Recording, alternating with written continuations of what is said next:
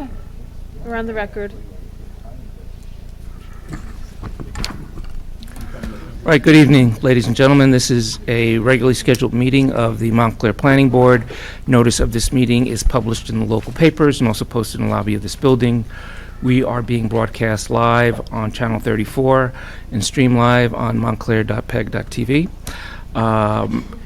The proceeding this evening, as I've mentioned at other meetings, we have a quasi-judicial proceeding here, with the board having powers and procedures resembling a court of law. We're obligated to objectively determine facts and draw conclusions from them in order to provide official action. And towards that end, we ask that all comments and questions be limited to the issues that the board can legally consider in reaching a decision here. And stress that the appropriate decorum for a judicial proceeding should be maintained here at all times. This evening, I believe we will be having testimony on behalf of the applicant, witnesses.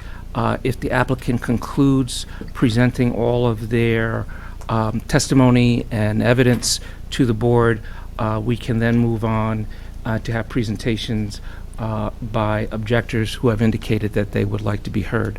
In any case, regardless of whether it's an objector's case or whether it is the applicant's case, the proceeding will be mostly the same.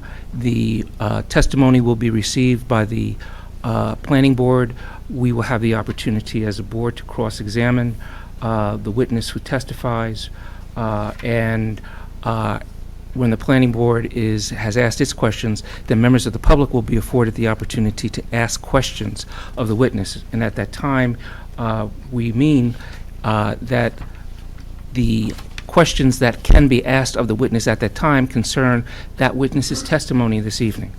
And if a member of the public wishes to present an opinion to the board, the time to do that is at the public comment phase, which will follow the presentation of all of the objectors' testimony and evidence. I've gone over briefly before the difference between an objector and a public comment. Objectors are expected to present evidence from witnesses and not merely just their unsubstantiated opinion. I won't go into belabor the point or go into it in any more detail. Other than that, I'm not sure how far we're going to get this evening, but certainly we are going to try and get as much accomplished as we can. With that said, I'll move on to the roll call. Chair Wynn? Here. Vice Chair Brodock? Here. Mr. Schwartz? Councilor Schlager? Here. Ms. Willis? Here. Mr. Rooney? Here.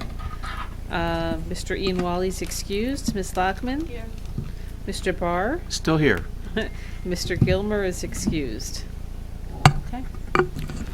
All right.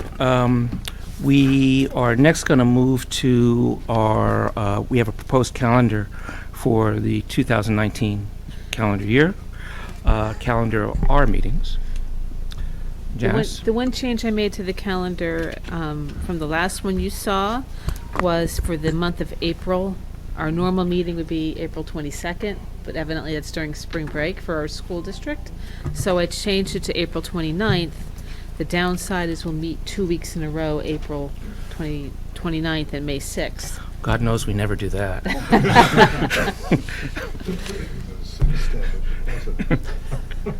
So that being said, is there a motion to approve the calendar of meetings? So moved. Second. All in favor? Aye. Opposed? Abstentions? Okay, great. Then there's a matter of the application of 59 Glenridge Avenue. I heard from the attorney for this application. They have retained a new engineer to complete their design plans for 59 Glenridge Avenue, and as a result, they have not yet gone to the HPC. They will do that, I think, in probably in January. So they've asked that this be carried to the February 25th Planning Board meeting. So if there's anybody here for that meeting, it's February 25th. All right. And that brings us to the main attraction for the evening. Counselor, Lackawanna Plaza, application.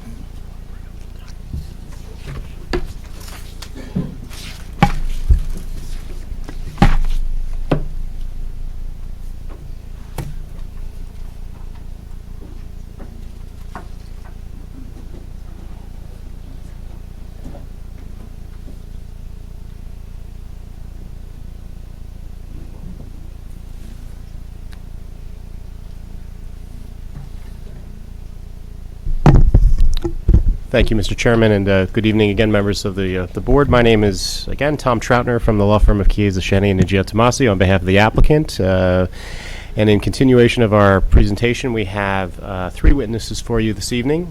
We have Mr. Bruce Stevie continuing his testimony, architect on behalf of the project. We have Mr. Kristen Sokich from Pro Park America to follow up on some issues related to valet parking and to propose respond to some additional requests that were made at the last hearing. And finally, we have Sean Moronsky, our professional planner from Langen Engineering. So without further ado, Mr. Stevie's has come up. He's been previously sworn, but can clarify, and maybe Mr. Stevie can give us the benefit of his analysis and reaction in response to some of the issues that were raised at the last hearing. Still on the walk, Mr. Stevens. Yes, thank you. After presenting last meeting, we heard a couple of concerns.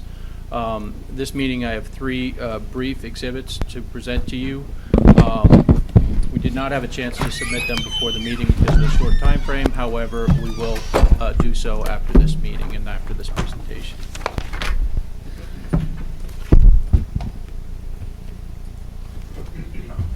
Do you have Thank you. paper copies, or is it just digital? It's just digital right now. Okay, and these are different from what was submitted. Yes, these are updated from the previous submission. I think we're up to A49. Yeah, I was going to say, we could mark as A49 the Stevie PowerPoint. And Mr. Stevie, if you can leave a copy of that PowerPoint with me after the meeting? I will do it. I'll put it on a thumb drive. Okay, great. So, the first image that I'm going to show is the image that we presented last time. This is the retail floor plan for the west parcel. Just as a refresher, the grocery retail is located in the large portion of the building. In the area that we're focusing on, there's two areas that we're focusing on tonight, and the first is with regard to what we're calling fast food. Fast food only applies to the definition of your ordinance. We anticipated that it's more of it's not a restaurant, a formal restaurant, sit-down restaurant. It's a little bit more casual restaurant. And there was some discussion with regard to the focus of that restaurant area toward Lackawanna Plaza. There was some concern that there may be conflicts with the valet parking and the reduced size of the parking lot on Lackawanna. So we looked at an option that would refocus the fast food area towards the main parking lot of the facility and extend the area dedicated to the existing restaurant so that it faced towards the Lackawanna side. Can I ask you a question? Yes. Just for a little bit more clarification with your definition of fast food. Yes. Are there going to be tables and chairs for a small number of people to sit down in a Yes, place? possibly there could be. The idea is it's more of a little more casual restaurant or eatery. It might have prepared foods that can be either taken outside to eat, eaten at a couple tables. If somebody inside the wanted to facility. eat inside, they could. That's correct. But, it's not formal dining. It's not a formal, tablecloth dining scenario. Just want to understand that. Mhm. And so, again, in looking at that, it made sense from the perspective of how that space related to the parking and the use of the parking spaces adjacent to that. In addition to that, we had some discussion about what the finish is and what were the existing conditions in that area. And so these are a few photographs that were taken of that immediate area. This is these are the loading doors for the existing restaurant, the Pig and Prince restaurant. These are service doors that go into the back of house for that facility, and then these are the entrance doors going into what we'll call the shopping center that's there now, that have been renovated. This is a metal panel similar to the storefront system that separates the existing historic waiting room from the rest of the shopping facility. This is the wall facing the train station on the inside of the vestibule. So this is actually what we would be proposing to take out and replace with storefront to access into the new fast food or new restaurant area. And these are not these are new bricks that were installed when they did the renovation in the 1980s. This is an existing directory board that was installed at that time as well. And as you can see, this is these are all relatively interior type finishes. And then this is looking back from now inside the facility. So you can see that that material continues on into the facility, and then the mall storefronts start, which were part of the existing retail facility. So this area in here is the area that we're talking about now, opening up and putting in a storefront that would access that fast food facility. So this is a elevation of that area, and if you give me 1 second, I'm going to blow that up.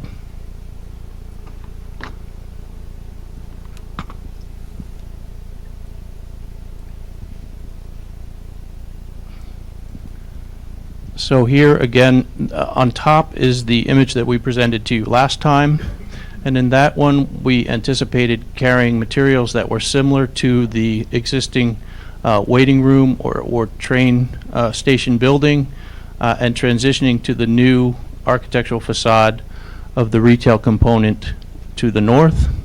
And down below you can see the expression becomes more of an expression of the steel train platform canopies, and expressing the steel that is existing there now, and inserting a glass storefront where that brick and direct sign that you saw in the photograph were. And that would provide the access point to the new retail space. The next exhibit that I have to share with you is with regard to the Lackawanna side of the building. And it was brought to our attention at the last meeting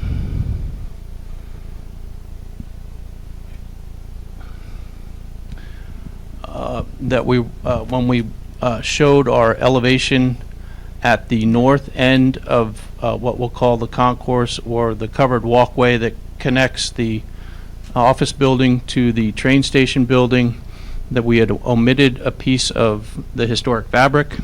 And I'm going to show you a blow up. So in this image you can see we had, and it was a miscommunication between my team and myself. We had eliminated that piece so that we could study the open passageway that went through to the supermarket parking area. And they didn't put it back before I prepared the drawings to present to you, but our intention was never to omit that piece of historic fabric, rather that it would be restored and continue on as part of the facade of the west-facing retail frontage. So you can see above we had it open so you could see the clear passageway through. Down on the lower elevation, which is the correct elevation, there is a mirror image of this small architectural piece at the north end of that walkway, and I can show you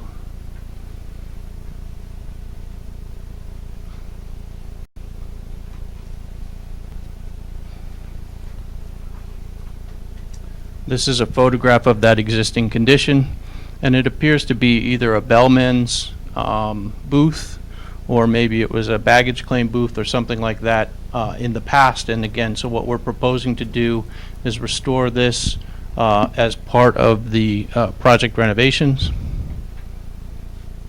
This is looking at it from the back, so this is actually going into the existing office building. This is a door that went into the back, into that, I guess it's like a closet, or some form of a booth that's existing today. And this is looking down that walkway. These doors will be removed. They're not part of the historic fabric. They'll be removed to allow for that connection through to the passageway that will go through the building into the parking area. And the last exhibit that I have tonight, if you give me 1 second.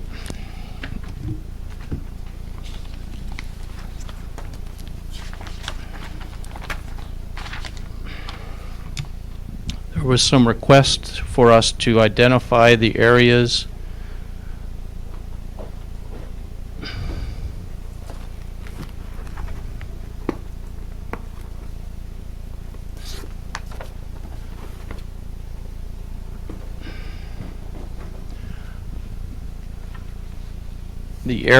of existing and historic elements that were going to be restored, repaired, or replaced. And so this, I'm just referring you to our C1 cover sheet of the drawing set that we had submitted. In the lower right-hand corner, there is a key, and that key points to specific elements that are to remain on the site, and to what type of work was going to be done to those. So item number 1 is the historic horse trough. Actually, Mr. Steve, if I can just hold you up for just 1 second. I have printed a hard copy. If it'll make it easier, I can hand out to the board. It's a blow-up of what's on the case. Let's mark this A50. Yeah, sure. Is it your intention to take photographs of those elements? Part of our part of the resolution from the Historic Preservation Commission was that I think prior to any work starting on the site, that there would be a photographic survey that was completed of the existing conditions on the site. Is this just a, Tom, this is just a list? It's not the actual plan? It's just a list from the... It's the list from the C1 sheet. So the C1 sheet hasn't changed, and this is just the list that is on the lower right-hand corner. Okay, so it's the So- C1 that was originally submitted with the original Right. submission. And even in the last submission that we did on Okay. 11/26, 11/15, I think we made, was our 11/15, last submission. okay. Oh, excuse me, was this reviewed by the Historic Preservation Commission? Or will it be, to make sure that, in their view, it's complete?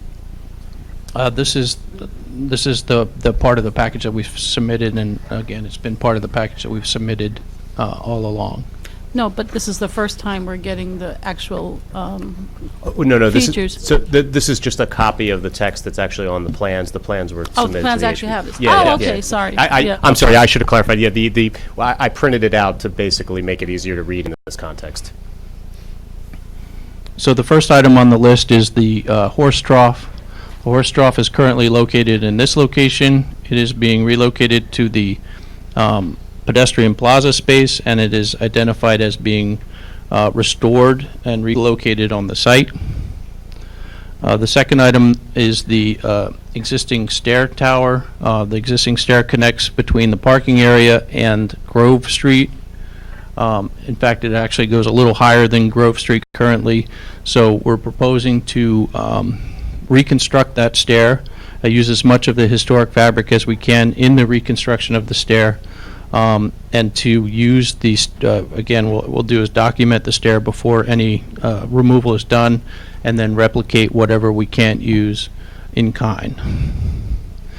The next item, item number 3, is to deal with the train platform canopies and the steel associated with that. We've gone into detail on what was going to be done with that, so that That refers to the columns that will remain in the parking area, refers to the columns and the canopy in the front of the retail component, and the columns and canopy in front of the west side retail component, as well as all of the columns and canopies that form the ceiling of the existing retail at the west end of the project. That stands for item number 3, 4, and 5, and 6 as well. The other item is the historic piers, the entry piers. Those appear at each of, at most of the driveway access points to the site. There's 2 here, there's 2 here, and there's 2 here. And these 2 are actually being relocated from the original driveway location to the new driveway location. In addition to those 6 piers, there's the, we'll call them the larger piers, or the pylons that are on Grove Street at the location of the overpass. Again, those are going to be restored, and they're actually getting new light fixtures, as we testified to earlier. The other item is the waiting room and the concourse. And again, those structures are to remain, and any repair work necessary will be done to them. And then the last 2 items are address the idea of creating memory boards and historic plaques to be document the site as it was.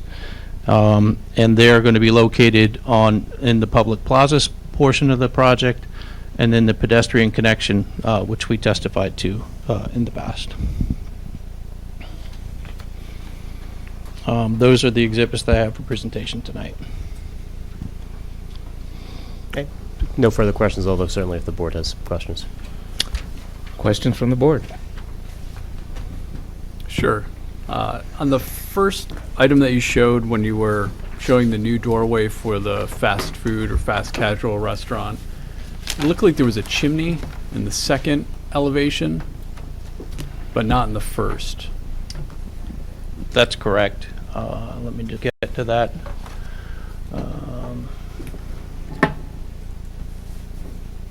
So one of the things that we did in this pass, in light of the omission on the west side, we wanted to go through, and as we were looking at it, we wanted to make sure we're documenting all the conditions of the existing building.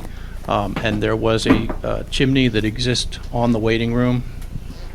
We don't plan on touching that chimney, so we put it into our drawing so that, again, it could be as accurate as we could provide. Okay. Yeah, thank you.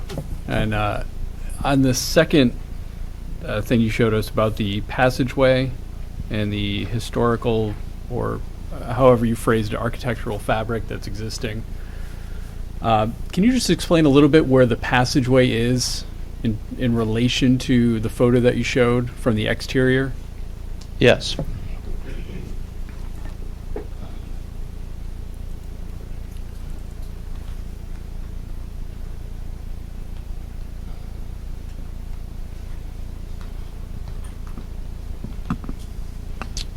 So this is a plan view of Lackawanna Plaza. The passageway comes through along the existing column line of the train platform stanchions, comes up through, and it terminates at this cross walk area. And that architectural feature is located in this corner, the northwest corner of that passageway. So it's not necessarily a straight shot through from the parking lot to the grocery store. There's that architectural element that's going to kind of be, I'll say, in the way a little bit.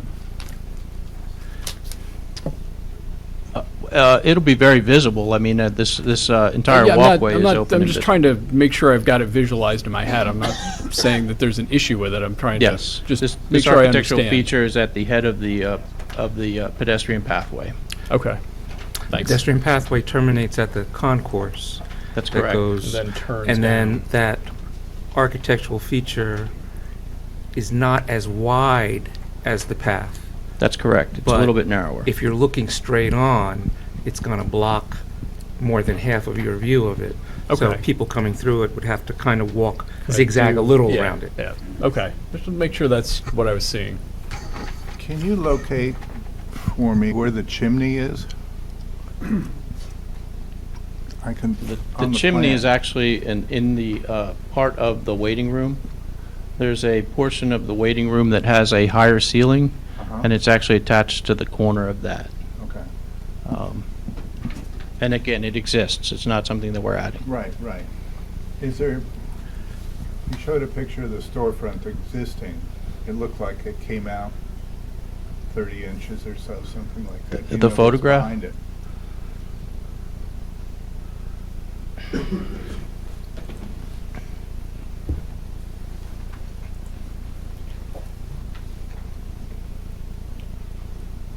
Is this what you're speaking of? Yeah. Yeah. You see that? It You know comes what's out behind and that turns the wall? corner. Do we know what's behind that wall? Yeah. Not at this point, but, and as part of what we submitted today, we submitted the conversion drawings from the 1980s when the building was converted. And in there, they show this as an open area with the steelwork, Okay. so. If I missed it, please tell me. Can you describe a little more specifically the treatment that you're going to do for the added 15 feet onto the building on the west side of the property that Mr. Rabacki was talking about? You did miss it. I did miss it? Okay. Yeah. Yep. Okay, fine. You're looking at it. Yeah. You're looking. No, I know, I know that. 15 I just wanted to hear Close that. the outside treatment. But if you did it already, it's okay. I'll catch up. Okay. So what are you going to use that, that little space, we thought there was a bellhop there or something? What are you going to use that for? I don't have idea? any preconceived notions of what it could be. It might be part of the valet operation. It might be an opportunity to have a little, kiosk or something like that.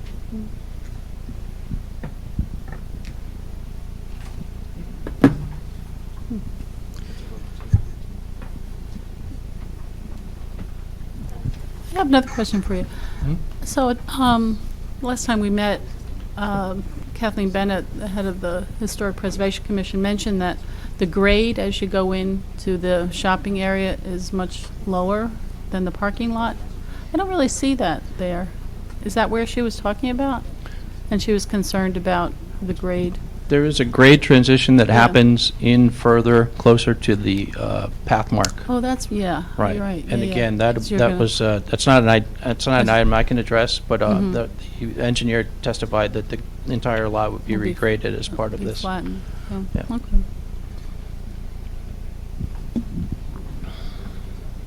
Any other questions from the board? Questions from the public about what this witness has testified to tonight?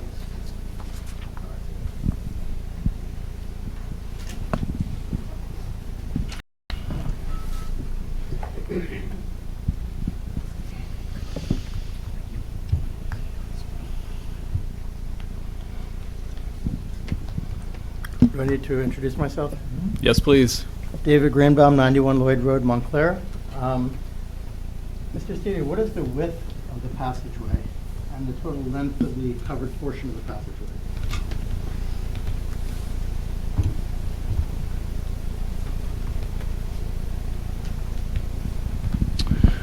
I do not have the exact dimensions of it, but I would say it's approximately 12 feet wide by approximately 45 feet long, 50 feet long, And approximately. Will there be any skylighting or natural light coming in, or will this be fully enclosed from the ceiling?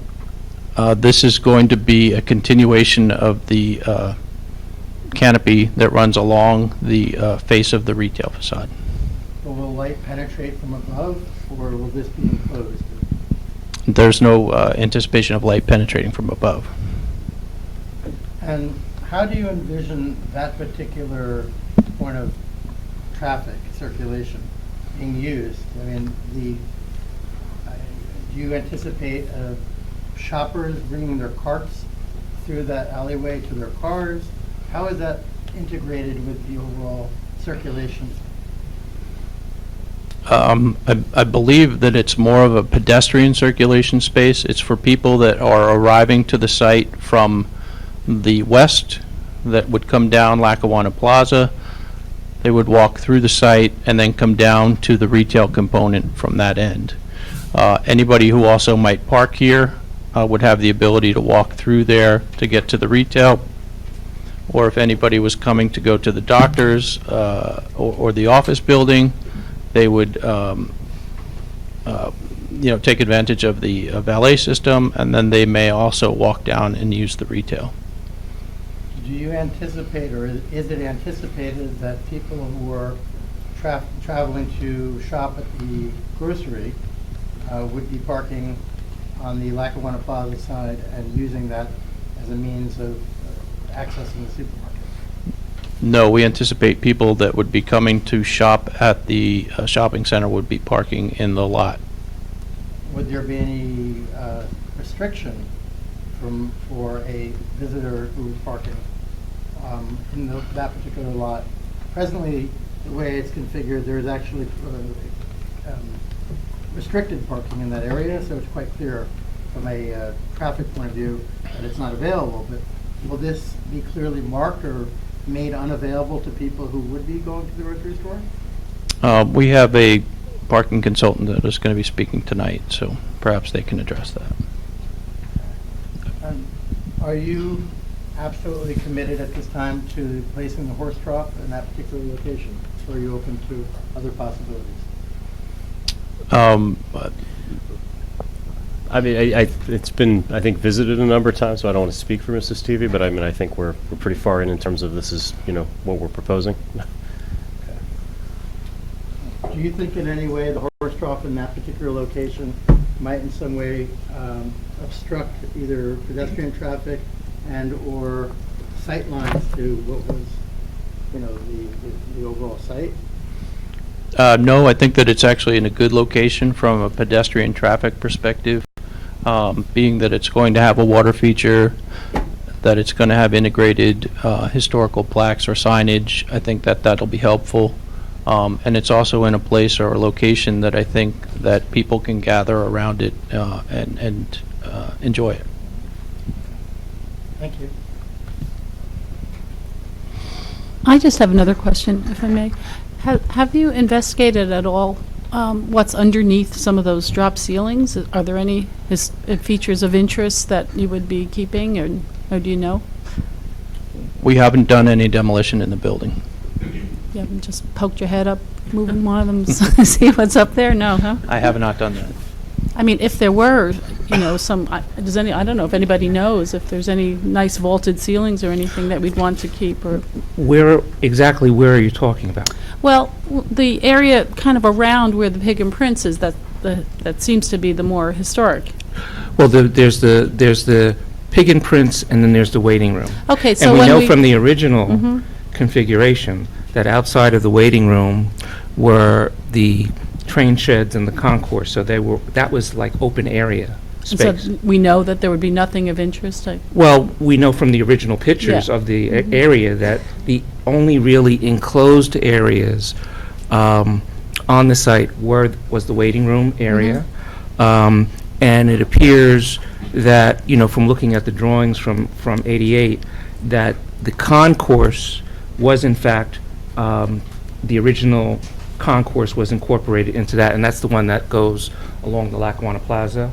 But that was open, as it is now. The pictures show. Well, what made me think of it is you showed the picture as you walk in when you were demonstrating that one area that's going to be opened up for the fast food place, and that's enclosed now. And I was wondering under those drop ceilings if there was anything of interest.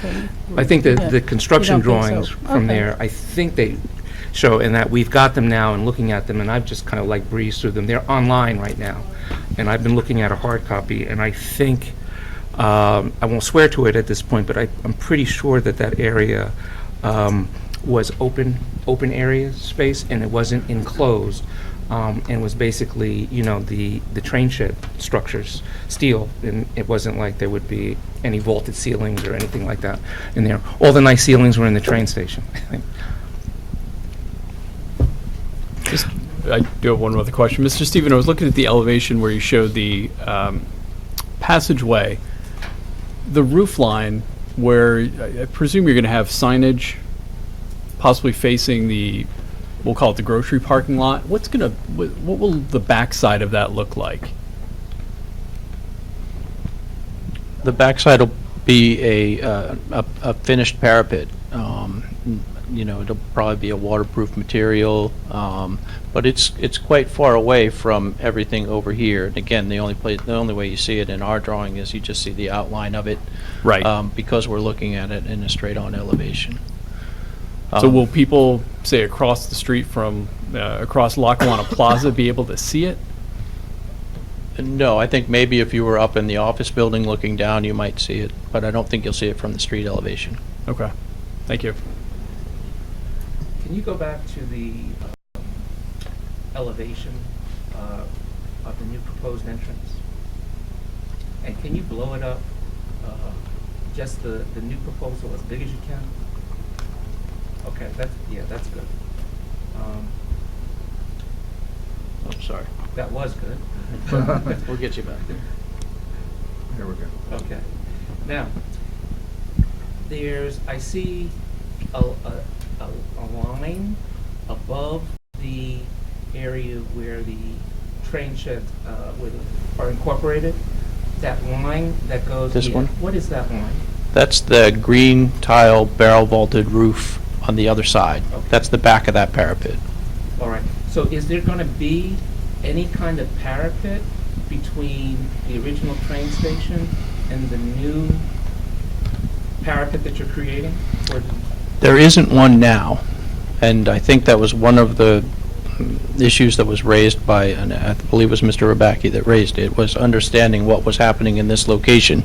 There is no parapet there now. That roof line runs straight through. is that roof line going to be visible from the parking lot? This roof line, the gap in this roof line here? Well, no, the green tile Oh, no. behind. No, it's similar to the condition where it's when you're down at street level and looking across, that's, 60 feet or 50 feet in the opposite direction. It's not something that'll be So from visible. Grove Street, if you're looking across, you might be able to see the area, but you're going to be That's correct. You're getting quite far away from that quite parapet. far away, so you won't get any detail from it. Yes. I'm asking because it just looks like something's missing. Mhm. And for the transition, it doesn't look very, Right. very artful. We originally we had continued this parapet line across. Right. But there was some resistance to that because it wasn't historic fabric. We were introducing Well, new fabric. I think there were questions asked about it Mhm. by one individual in particular. But I think we should consider, a better transition between the historic and the new. Okay. But I don't know that we would. We don't have to discuss Right. specifics. I just wanted to understand what was going on and express that I thought it looked after that. Okay. Other questions from the board or the public? Can I ask one more question? So in past iterations of this, you had shown seating in the front of, I guess, the backside of the Lackawanna businesses. Yes. Are you still considering that, and there'll be space for that? Yes, there's still place. In fact, it's enhanced now because in saving some of the train platform canopies along the front of that, it'll actually be covered area, which could be Okay. quite nice.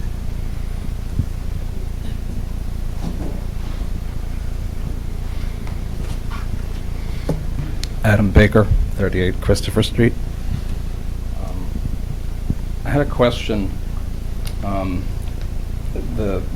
You said that was going to be a store in between the old station and that area. There's the wall, and you're going to make it into a storefront.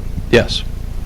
I'm just wondering, I don't know how the heating and cooling apparatus, where it's placed on. Sometimes it's placed on the roof, or sometimes it's placed in the back. But would there be any chance, because there isn't a transition there, that you might see a heating or cooling element, like it looks like the Viking lander landed on the top of the roof? No, we could definitely hide the mechanical equipment behind the parapet of the neighboring retail component. because I had a similar question on the grocery store, if you bring up like the parking lot, like overview. And maybe this was talked about before, but I was only at the last meeting, so I don't know if it was discussed before. But,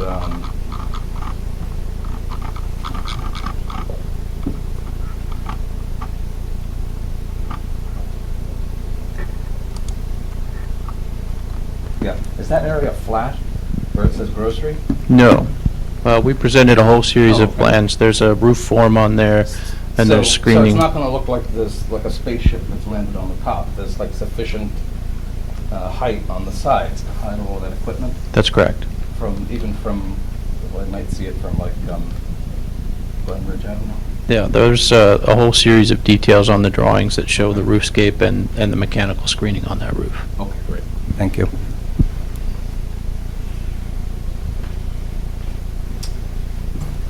Other questions from the public? Counselor? So for our next witness, we have Kristen Sokich from ProPark, who apparently just stepped into the men's room. He'll appreciate that being preserved on the record for eternity. That's all right, we'll wait. He's back. It's okay. And Mr. Sokich is still under oath. Still under oath. Good evening, Board. Kristen Sokich, Central Park, ProPark America. Actually, Kristen, before we get started, so we have visual PowerPoints, which the board hasn't seen yet, which we could mark as perhaps Exhibit A51. Sokich PowerPoint from an revised parking plan, which I have a hard copy of, which I can hand out, dated November 30th, which perhaps we mark as Exhibit A52.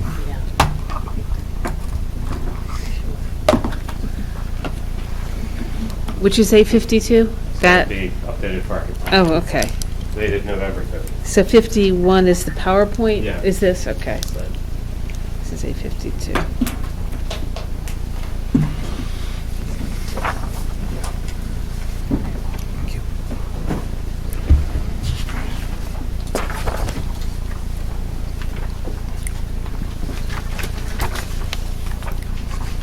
So are we prepared for that view?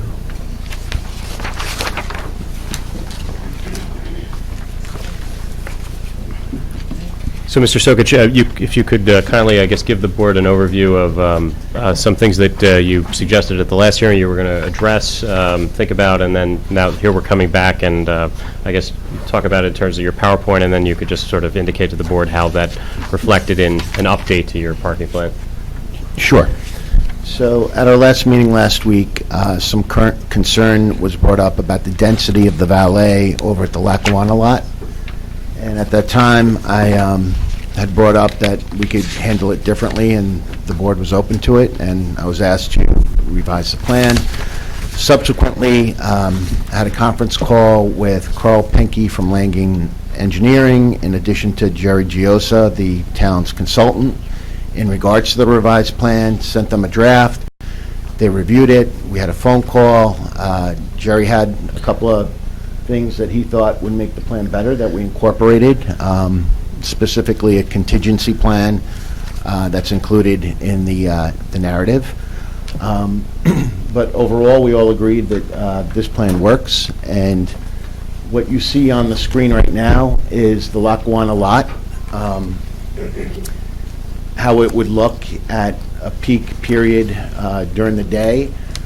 The yellow cars, the two in front of the medical offices, are there for staging purposes, for pickup and drop-off. The 4 stalls that you see with green vehicles in it would be controlled by the valet. Those would be used primarily for staging. As cars came in, they would be pulled there until they were reparked somewhere else. Also, as a waiting area, if somebody had texted for their vehicle ahead of time and they weren't quite in the waiting area at the time, we would stage the car in one of those spaces as well. all the blue spaces that you see are cell park spaces. So in the last two versions of our plan, we were showing all the cars being valeted in the cell park, and then we also showed all the cars being valeted in the aisle. In this plan, all those blue spaces are cell park spaces, first come, first serve. This lot is intended for short-term stays, I think less than 2 hours. So our valet will be able to monitor the usage there, keep an eye to make sure that folks weren't trying to get around that policy. The two cars all the way to the right that are orange, we kind of envision that as the pick up and go area when we had the fast casual restaurant there. Now that the entrance is facing the other way, we may decide to move that closer to the medical office space, or we may leave it there for the full-service restaurant. But we'll see what happens once we get to that. The next slide.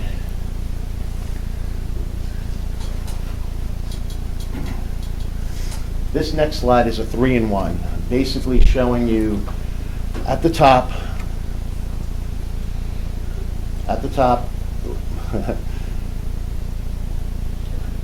We're good. The top is Lackawanna Lot. The middle slide is the row of parking stalls along Bloomfield Avenue that we would utilize to park valet cars. Those cars would be valeted, but they would be parked in cell park stalls, and you wouldn't know the difference as to whether they were valeted cars or cell park cars. We thought that area was the best space because it's the furthest away from the grocery store. It's the least desirable for anybody going to the grocery store, and it also happens to be convenient for the valet runners to get to that space from where we're doing the pickup and drop-offs. The lower picture is showing you the lower picture is showing you the valet space that we have in the east lot. So at a peak time when the west lot would be full, we would then utilize the east lot, probably the spaces closest to Bloomfield again first, and then working our way up to that little elbow area where you see 27 cars pretty stacked in there in that little area.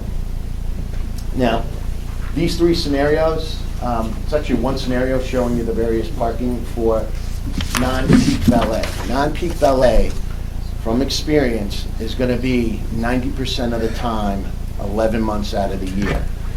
The other 10% of the time, what we're calling peak period, is going to be your holidays, and not the holiday itself, because very few people are shopping on Christmas, New Year's, 4th of July. It's the days preceding the holiday. So really 2 weeks of December, almost a week of Thanksgiving, before 4th of July, before Memorial Day, before Labor Day, and then traditionally when kids are off from school during spring break, winter break, those are peak periods. Summertime, kids are going to camp, they're doing other things, families go on vacation, so there's less traffic in general. But the 11 days are envisioned, 11 months that is, are envisioned operating like this. And then if we go to the next slide, I'll show you what the plan is for the 1 month when it's pre-holiday and school breaks. In this scenario, the lot stays the same. We're pick up and drop off from the medical centers. At the lower diagram on the bottom, that also stays the same in terms of where we're parking on the east lot. The only thing that changes is we're no longer going to use the west lot along Bloomfield Avenue. We're basically going to be taking cars into the indoor garage area. So the blue space that you see there in the middle of the screen in the middle shot is indoors in the garage, and this is the scenario we would have for peak period, pre-holiday, school breaks, and how the parking would look.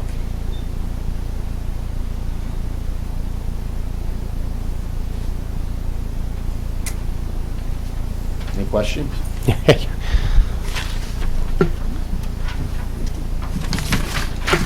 how is the indoor space configured now, like prior to you taking control of it in the peak holiday period? It's not built yet, but when it gets built, it's in that L configuration. It is able to accommodate 130 self-park vehicles. The beauty with that space is it's underneath the residential building. The primary use of that garage is going to be the residents in the building who, during the day, when the office and the grocery store are busy, 50% of those people are going to be out of the garage.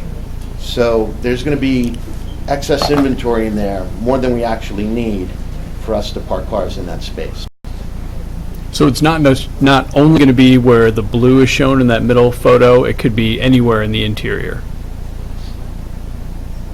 For visualization purposes, we took the 17 spaces that we're not going to use in the west lot during this peak period, and we put them there. But in theory, yes, it could be spread around. Okay. So just anywhere inside that garage, you'll have access, you'll park a car, no worries. Correct. Okay. Is there any change of parking count from the previous time? And Like you had a maximum amount of cars that you could park. You had them spread all over, and the Lackawanna was completely full. That had a count to it. Does this change that count?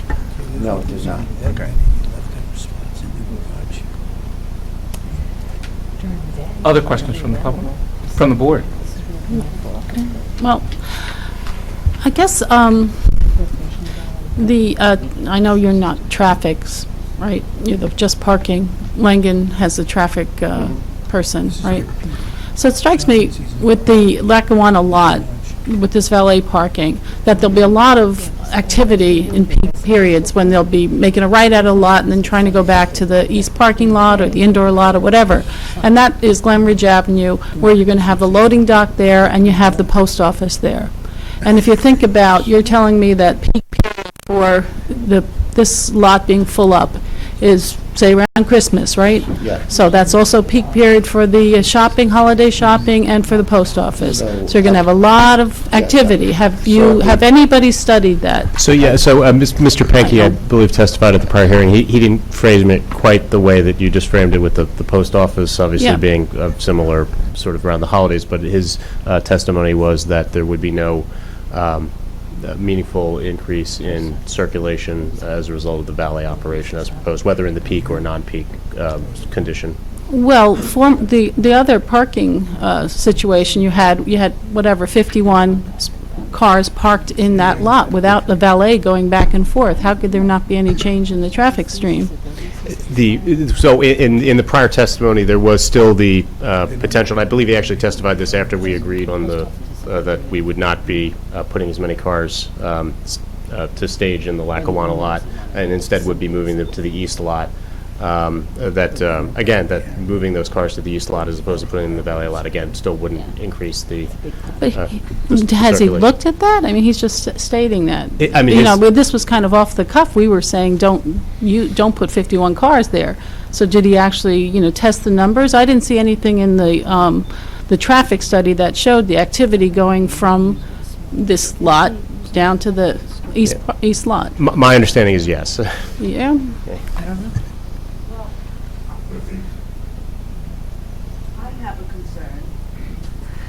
And it's about the number of parking spaces that we fall short. And I hear that you're planning to do things with the valet and that you're going to use the east parking lot for this service, not the west parking lot, and that this is going to be continued. But I don't know how we as a board get any, or the town gets a guarantee that this will continue. Is there anything that it requires that the valet service be an ongoing thing? What after a year, if you're no longer, or sell it or whatever? So we have an awful lot of parking spaces that we're falling short, pretty near 400. I've never quite seen that number of variance granted by the planning board. And the idea of, for the promise of a valet service that's going to make it all work out, I I'd like to know where the guarantee is that this will be a continued service that will continue for many years or as long as the projects exist. Sure. So the short answer is, so we're testifying to the board to obtain a variance, and we're proposing the shared parking analysis, so that it's not literally hundreds of spots that we're short, that it's a more manageable distance. And then to meet the more manageable distance, we're proposing the valet as part of the proposal to obtain the variance. So the board's approval comes with, basically, that was the condition of the variance approval. So that runs with the land, so it would bind not only... Does it run with the land? Yeah, our applicant as continuing to operate the site, and then obviously anybody in the future, and that can be enforced by the municipality, as I understand. And obviously, you don't need to take my word for it. I'm sure the board Yes. professionals can speak to that as well as the attorney. Conditional approval. Yeah. It's in the resolution, it'll run with the land. Yeah. To withdraw the valet portion, they'd have to come back to the board and ask for relief. Oh, sorry, I thought it was... You'd have to make an application for a relief from that condition if you decide to withdraw the valet service.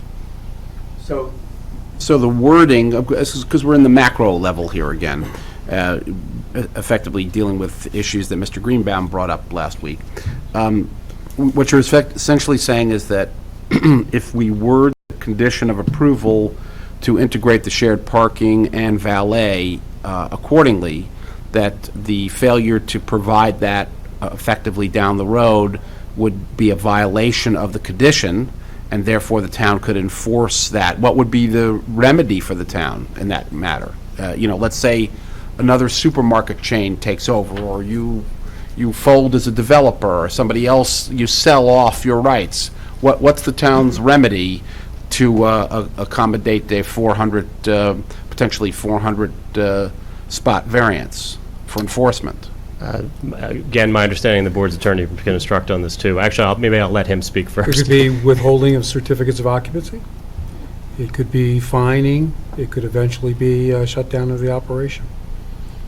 So if they don't provide the valet, if they don't maintain the shared parking appropriately, and we find there's major down the road, a new operator's there, we find the whole place is not functioning, the town could stop the tenant from operating at that point, could stop the operations, stop the retail business? It would be fact sensitive as to which remedy you would choose, but there are certain remedies that you would have, including enforcement through an order from a court. But you'd have to be sure about which plan you choose to make the condition, so that you have a clear enforcement document. So if it ends up being as set forth in Exhibit A52, which was the handout, then that's the one that'll be referenced, and that's the plan they will have in essence married. Or worded to accommodate all testimony provided to date by the applicant. Right, okay, got it.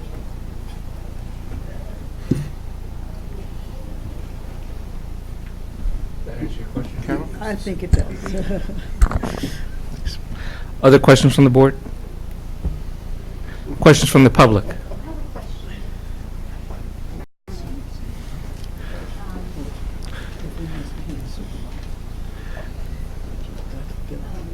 My name's Jane Weaver. I'm at 10 Bel Air. And this may have been addressed in earlier meetings, but I'm specifically asking about the valet. Is the valet parking only for the medical center, only for medical patients? Who's going to be using the valet parking? Mr. Sokich, could you use the handheld mic, please? You can use the hand. Here, Kristen, you can use this. The lot would be utilized by patrons of the Lackawanna lot that are staying less than 2 hours for the most part. Actually, the testimony that I think went in at the last hearing was that anybody who wanted to valet park their car could take advantage of that, regardless of where they're going on the site. Yeah, we're not asking people where you're going. What if I don't want to use a valet? Then you can self-park park in one of the wherever you self-park can spots. find a spot. Is there an estimate of how many, because a number of those lots in the immediate vicinity, and you know it better than I do, but are meter parking. So I can drive up, put my quarter in, walk away, go anywhere I want. how many of those meter spaces are going to be lost to this? 0. 0. And people, well, Actually, there's that's not yet. going to be Mr. Two Webb spaces, testified Glen. differently. Two, I believe. on Glenridge Avenue. Yeah, on Glenridge Yes. Avenue. On Glenridge Avenue. And just for clarity's sake, a patron going to the office the medical building, can park in either the supermarket lot on the other side and walk through the passage, or they can park on the Lackawanna Plaza in the South Park lot. That's what the proposal is. And has there been any kind of estimate of ripple effect of, I mean, the concern about the shortage of parking spaces? So people trying to go to the Lackawanna area, if they don't want to use a valet and the parking's full, what's the ripple effect in the surrounding blocks? Because I go to that area, and it's not an opinion, it's a fact. Parking in Montclair is a nightmare. So if you have shortage of spaces and you have a ripple effect in that area, it's going to be affecting wider. That's all. So has there been an estimate of just a ripple effect of the streets around?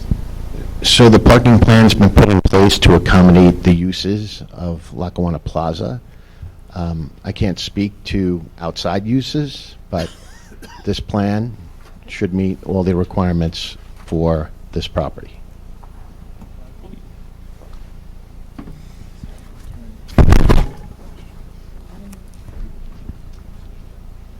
I have a question for the attorney on the board. Just identify yourself for the record. Okay, David Greenbaum, again, 91 Lloyd Road, Montclair. The mic's not on? It's on now. Okay. So, He's got it, he's got it. here, you can hold that. So my question is, let's say, for example, on any application, but let's say we're discussing a variance. Again, the variance being requested for a 400 parking space variance based on ordinance requirements and general parking standards. If a variance is granted, does that variance, is it in any way conditional? Can that variance expire based upon a change of ownership? Can that variance expire based upon a change of usage of the space and the tenancy makeup? That's a legal question. Or does the variance go forward indefinitely, unrestricted? A variance runs with the land, not the ownership. So it runs with the land. Doesn't matter who the owner is.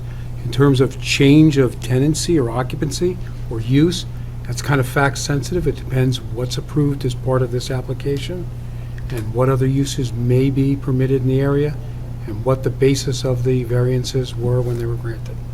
So it's very fact sensitive. There's a lot of moving parts in this application. So it really depends on what happened in the future before, for me to be able to answer that. So for example, if you have a different use, if you have a variance that is granted based on an office use, and then you have somebody who wants to go in and operate a site as a commercial restaurant, commercial restaurants' requirements are different than an office requirement. So that means that the variance that was granted for an office requirement no longer applies. They have to come back in order to get a permission or prove that they're entitled to meet the criteria or get a variance for a restaurant use. If somebody has is operating something as one kind of office and wants to change it to another use that has a similar requirement to an office use, then that may be a different story. Again, it depends on the facts. It depends on the difference between the proposed use and the basis for the granting of the prior application. And Exactly, and the zoning officer would make a determination when those changes occur as to whether or not it fits within the prior approval or not.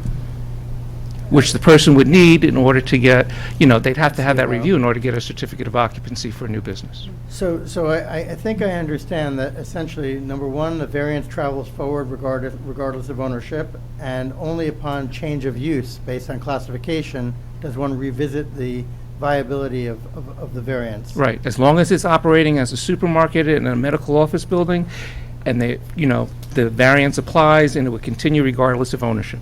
And John, that's with the zoning board, it's not this board. No, that's what that's not, the board has nothing to do with it. The zoning officer would make, and if it's the same use, there's really no need for the zoning officer to make a determination. If the use changes, then the zoning officer would need to make a determination as to whether or not they need to reapply between either this board or the zoning board, depending on what they want to do, whether it's a permitted use or a non-permitted use. And a lot of times municipalities call those change of use applications, where it doesn't fit in the approved site plan, but may not need a use variance, so it would come back to the board to be reviewed as part of an amended site plan as to whether or not that use fit within the previously approved site plan, or whether some other changes have to be made. And is it possible, is it customary, or has it been done, where you can have, instead of a variance in its broadest protections and privileges, have it somewhat even more conditional than just a change of use, where you actually tie the variance to a particular specific general use, but a specific use? It's not the variance that gets approved, it's the application for the overall use of the site. And there may be variances associated with that apply, but it's not that the condition is on the approval of the entire operation. It's not on particular variance, individual variance, if you follow what I'm saying. The variances are just a component of the application. It's the application that gets approved or not approved, and it's the conditions that are placed on the approval of the application for the proposed use of the site. And the variance is an element of that application? Of granting that approval. Right. So, if in granting a variance, a condition is imposed by the board, then that condition runs with the variance and with the land as well. Continuously? As long, again, as you're talking about, it applies as long as the same operation that the original grant was issued by the board. If the use of the site changes, Right.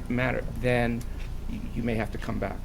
Okay. I just was wondering what powers are available to make things conditional. And you're saying as part of the application approval, you can do it, but the actual variance itself is just a component of that. Most of the time when the board grants parking variances that require valeting or off-site parking, we usually make that a condition of the approval, that whatever proposal that the applicant has made as to how to deal with the parking, that either continue or that the applicant come back to the board to explain how they're going to change that management in order to maintain the basis that the board basically granted the variance on, or granted the application on. Because the board would grant the application based on an applicant's representation that they're going to handle matters in a certain way. So in order for us, in all good conscience, to approve that, we have to make it a condition so that they maintain that, or else they come up with an alternative plan. So the condition will be linked to the variance, and if there's a break in that linkage between the two items, then it has to come back to the board. And ultimately, what might happen is if there is something is not followed through to the spirit of what was testified in these hearings and in your drafted approval, if there's an inconsistency and a lack of compliance, let's say, could the variance actually be withdrawn? Or are there first initial penalties and then, just so I understand? It's the approval to operate the site. Initially? It's the approval to operate the site, not initially, but period, to operate it as long as you've got that particular activity going on in the site, for an owner to be able to carry on, the activity, the enterprise that they've proposed to carry on at the site that the application and approval was based on. They must adhere to that unless they come back to the board. If they don't adhere to it, if they want to change it, if they want to change it, and it's not only with variances. If you propose lighting on your site, and you change the lighting. Now you've got, you had originally had bollards that were dispersed out of the parking lot. Now you want to put, 15-foot poles. You have to come back to the board because the approval for the site plan was lighting with bollards that would provide sufficient lighting as required. And now you're changing that. So you have to come back to the board. It's not that the variance was granted, it's you want to change part of the basis for which the approval was granted. If they want to change something that a variance was based on, most of the time, we reinforce that by making sure that it's a condition. So that language will be very clear-cut in whatever... We try. Okay, thank you.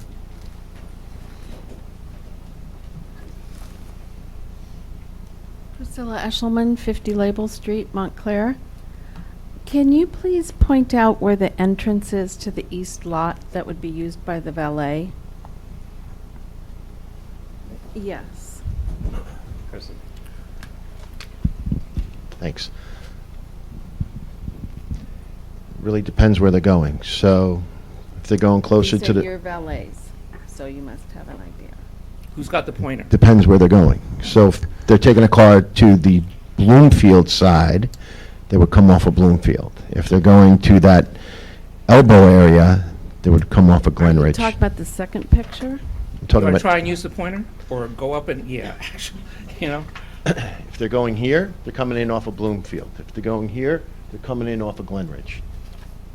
So that's a right turn off of Glenridge and a left turn off of Bloomfield? If they're going here, I don't think you're going to be making a left turn off of Bloomfield there. I don't think a left turn's permitted there. Where? I'm not aware that it's not. Isn't it a, I don't know, maybe it's not. Maybe it's just because that's where the, It's a double yellow line, but it's a double yellow line, and then you have the turn lane branching out at that point. I guess maybe there- nobody does it because it's too crazy. yeah, yeah. Well, to do it. To me, that seems like the first question I'd want to know before I designed a plan. But I was specifically asking about getting into the east lot. Will there be a stoplight for that? 'Cause I think it's There's really stoplights on Glenridge, there's stoplights on Bloomfield. but not into the parking lot. You're going to have to time your turns in the middle of traffic moving, correct? Are you putting a new stoplight? No, we're No. following the rules of the road, whatever they are. Oh my This God. is, so this is actually addressed in the prior submission of ProPark's plan, which I believe was dated November 15th, but the movements that Kristen's So describing. the entrance to the underground garage, where exactly is that? I can't visualize it. So Right here. that's on Grove. No, that's within the east lot. So you're driving in the east lot and then you go underground from there? You're going from It's not really outdoors underground, it's under to the building. indoors. Okay, it's not underground. It's under the building. Under the building at the same And level. it's probably Okay. below the road level of Grove Street, because of the different elevations there. But it's like the existing parking lot now. They're Okay. using the same curb cut to come in there, and that's the curb cut that they would be coming in off of Glenridge Avenue. So that And one like you're has. going up towards TD Bank. Okay, that one sort of has a light, more of a light. Well, it's There's got less at the competing. it's at the corner of Glenridge and And Grove. Grove. Right. So I was walking there on Friday night at 10 o'clock, and I was shocked. There were already 43 cars parked there, and the Christmas tree lot was closed. Do you know who those people were? No idea. And there were 91 cars, and they were moving a lot over by the Pig and Prince, and the restaurant wasn't crowded. So Chances are there were people who were parking there because it was convenience and not because they had permission to. and those are people that are going to need to park somewhere else if they're going to Well, it's not that frequent they, our businesses. and it's not that there may not have been places for them to park, but they just decided that, hey, here's a nice empty lot. It's convenient to what I want to do. I don't have to look for anything. I'm going to Free go here. parking. But, we're building 2 new parking decks right up the street within a block of this. And, it may not be that there was no other place for those 100 or so cars that you just described to go. 133. Yeah, it was just that this was a nice, convenient place for them to park. Thank you. You're welcome.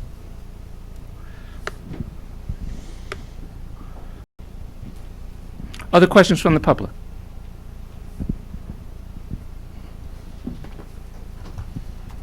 Johanna Coxeter, 165 Lincoln Street, Montclair. Can you spell your last name? Coxeter. Thank you. And your address again was? 165 Lincoln Street. Okay, thank you. So I've heard about valet parking for expensive restaurants, but I've never heard about it for a supermarket or a medical office. Does anyone know of an existing example of something similar to compare?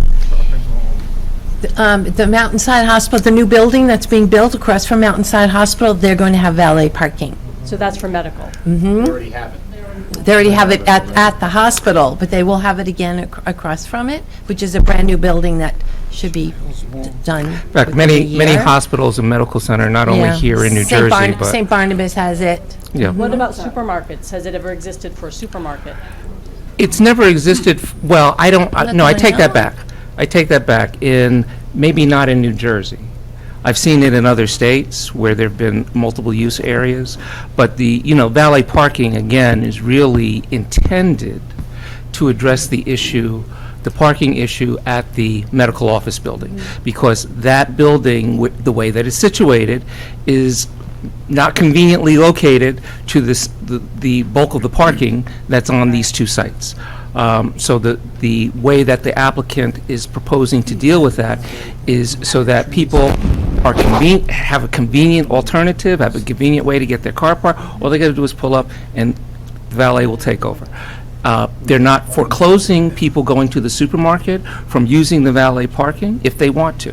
But as to whether a lot of people will do that is kind of questionable, because most people don't even think about having their car valet parked at a supermarket if there's parking spaces that are reasonably close to the door. Now, if the parking lot looks full, or it's in the middle of a snowstorm or a lot of rain or something like that, hey, maybe I want somebody to drive my car and make it convenient for me. But It also depends on the cost. yeah, If they're going to If it's- charge for the if- valet, right. people are not going to use it. Right. They're going to try to park in the local but again, streets. it's hard to envision that if you're going to the supermarket, that you're going to go over on that side just to have somebody valet park your car, where there's parking spaces, within steps of the front door of the supermarket. And that's the point. I think that we were supposed to be leaving the parking mostly for the supermarket, so that the valet parking was going to use the east lot and leave those spaces. Right, but Theoretically, the supermarket customer has parking spaces on the west lot. Right, but what we discussed here as so that we didn't have a used car lot situation building up on Lackawanna, is that during the peak hours when the medical office building is in operation, that's usually not the peak hour for supermarket shopping, because most people are at work. So during those daytime hours, before people get off from work, it seems feasible, worth considering, that you can use those spots at the very furthest outposts away from the supermarket entrance and not inconvenience any shopper. Because at, the size of that parking lot, it's not going to be packed at 2 o'clock in the afternoon, or 11 o'clock in the morning, or even 3 o'clock in the afternoon. I did listen to that discussion, but what I'm understanding is that the person who is using the supermarket, because of this grading of traffic and that the times when the supermarket is open, that therefore that there would be parking for supermarket customers who Right. generally would prefer it. Right. So these are things that would be used in a case when the supermarket customer was the priority for that lot. Correct. And that therefore, the only time it would be used for other customers was when it was a feasible time, because the supermarket Right. customer would not have a parking Exactly. problem. Exactly. So this is I what thought I'm that was the getting plan at. that was proposed. Right, so. that's what I'm getting at this point. So the valet parking is something you would pay for? That hasn't been determined yet. It's possible. It all depends on the operation, how generous the owners, or what kind of agreement that they enter into. What You do know. most medical places do? I think Mountainside Hospital is $8. I'm sorry, say it again. Mountainside Hospital is $8 for valet parking. Unless you have like an You get some outpatient. stamp or You can get something. it validated sometimes. Yeah, if you have an outpatient, if you have a procedure, if you're going Right. to the gym there for something, then it's free. But if you're a Medical office visitor, buildings, I've gone to medical office buildings where it's been free. It varies and I've gone to other ones where it's a couple of bucks, so it varies. If you go to Garden State Plaza Mall during the holidays, they're valeting because they double stack cars, and you're willing to pay the $10 or $15 because you just don't want to Because it's hassle horrible to park. with, circling the lot 100 times. And basically, it's the same thing. You come out with all your packages, they pull up the car, you put your stuff in, and you drive off. well, not everybody can afford that. Right. $10 or that's true. $15. I can't imagine paying for valet parking to go to the supermarket. That, I don't think that's very feasible for a customer who wants to get their groceries, to have to valet park their car and pay for it. And see, the medical office building might subsidize it, but you would have to get it validated in the medical office. So if you're going to the supermarket, you'd probably be paying full price, and, this is all conjecture at this point, because we're not sure exactly how the finances of this will work out, but more to the point is that we're anticipating, or the applicant is anticipating, and I think it's a reasonable anticipation, that the patronage to the medical office building will be the primary use of the valet parking, but it won't be the exclusive use. Right, thank you. Thank you. I must say that I can't think of any parking lot for a grocery store where people have to pay for their parking. No. And I think certainly not in this particular location would it be a feasible Yeah. idea. Yeah. One other question, maybe it was discussed last week, but I don't recall. What are the hours of operation of valet? So currently, it's envisioned that the valet will be in operation Monday through Friday from 8 a.m. to 6 p.m. I believe there was testimony last week, it was 8 a.m. to 7 p.m. It was in one of the original plans, 8 a.m. to 7 p.m., but then when Lane Engineering went through the numbers, and I believe they consulted with your parking consultant, Jerry Giosa, they found out that the 6 to 7 o'clock period was not a period of heavy usage for the medical center, so they tweaked it down to 8 to 6.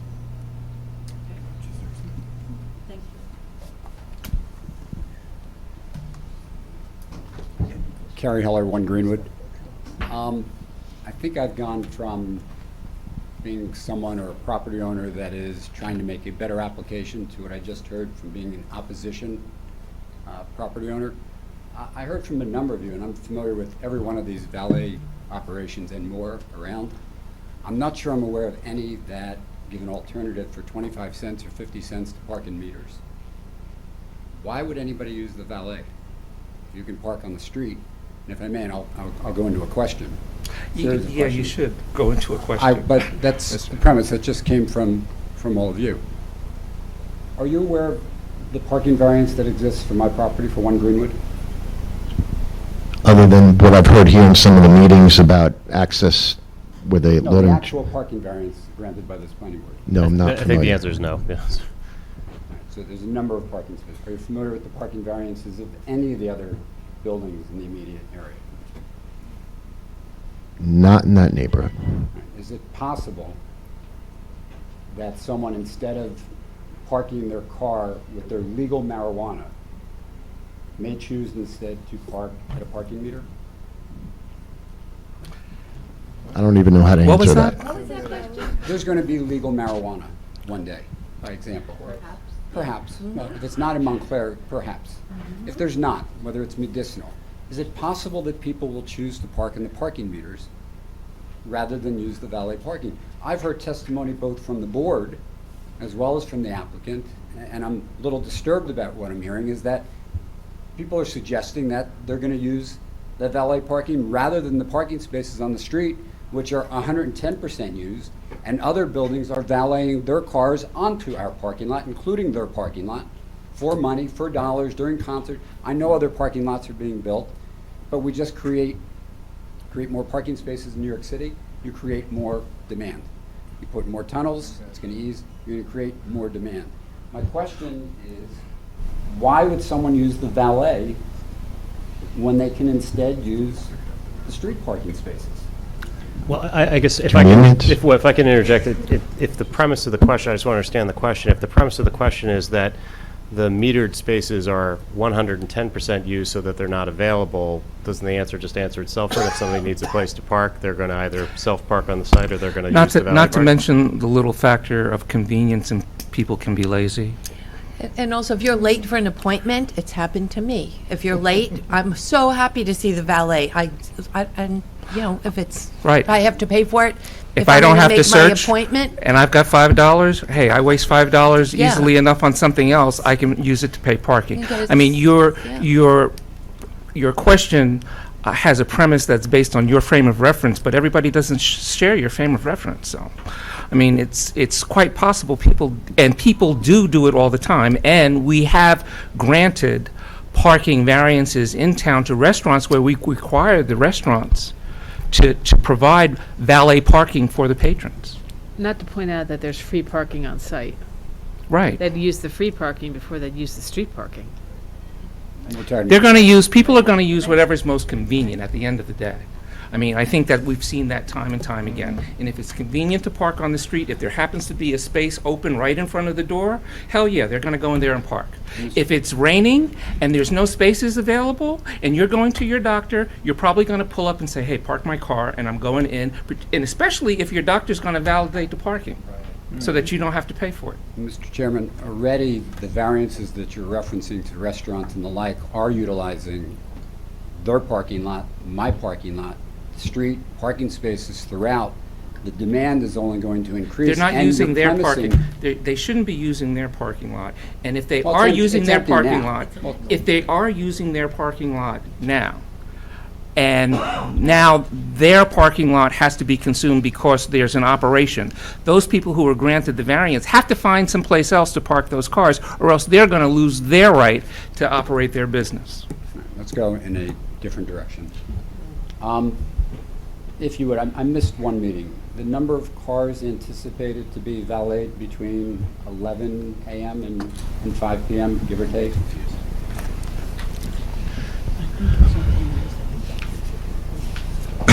It's going to be predicated on what type of practices are in the medical center.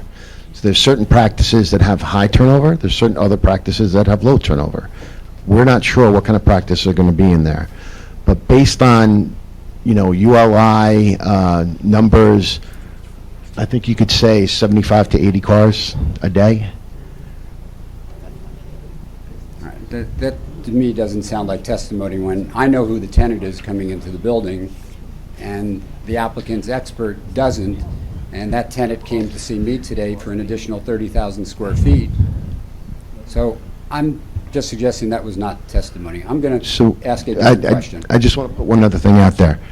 A part of our plan is that all the employees are parking on the east lot.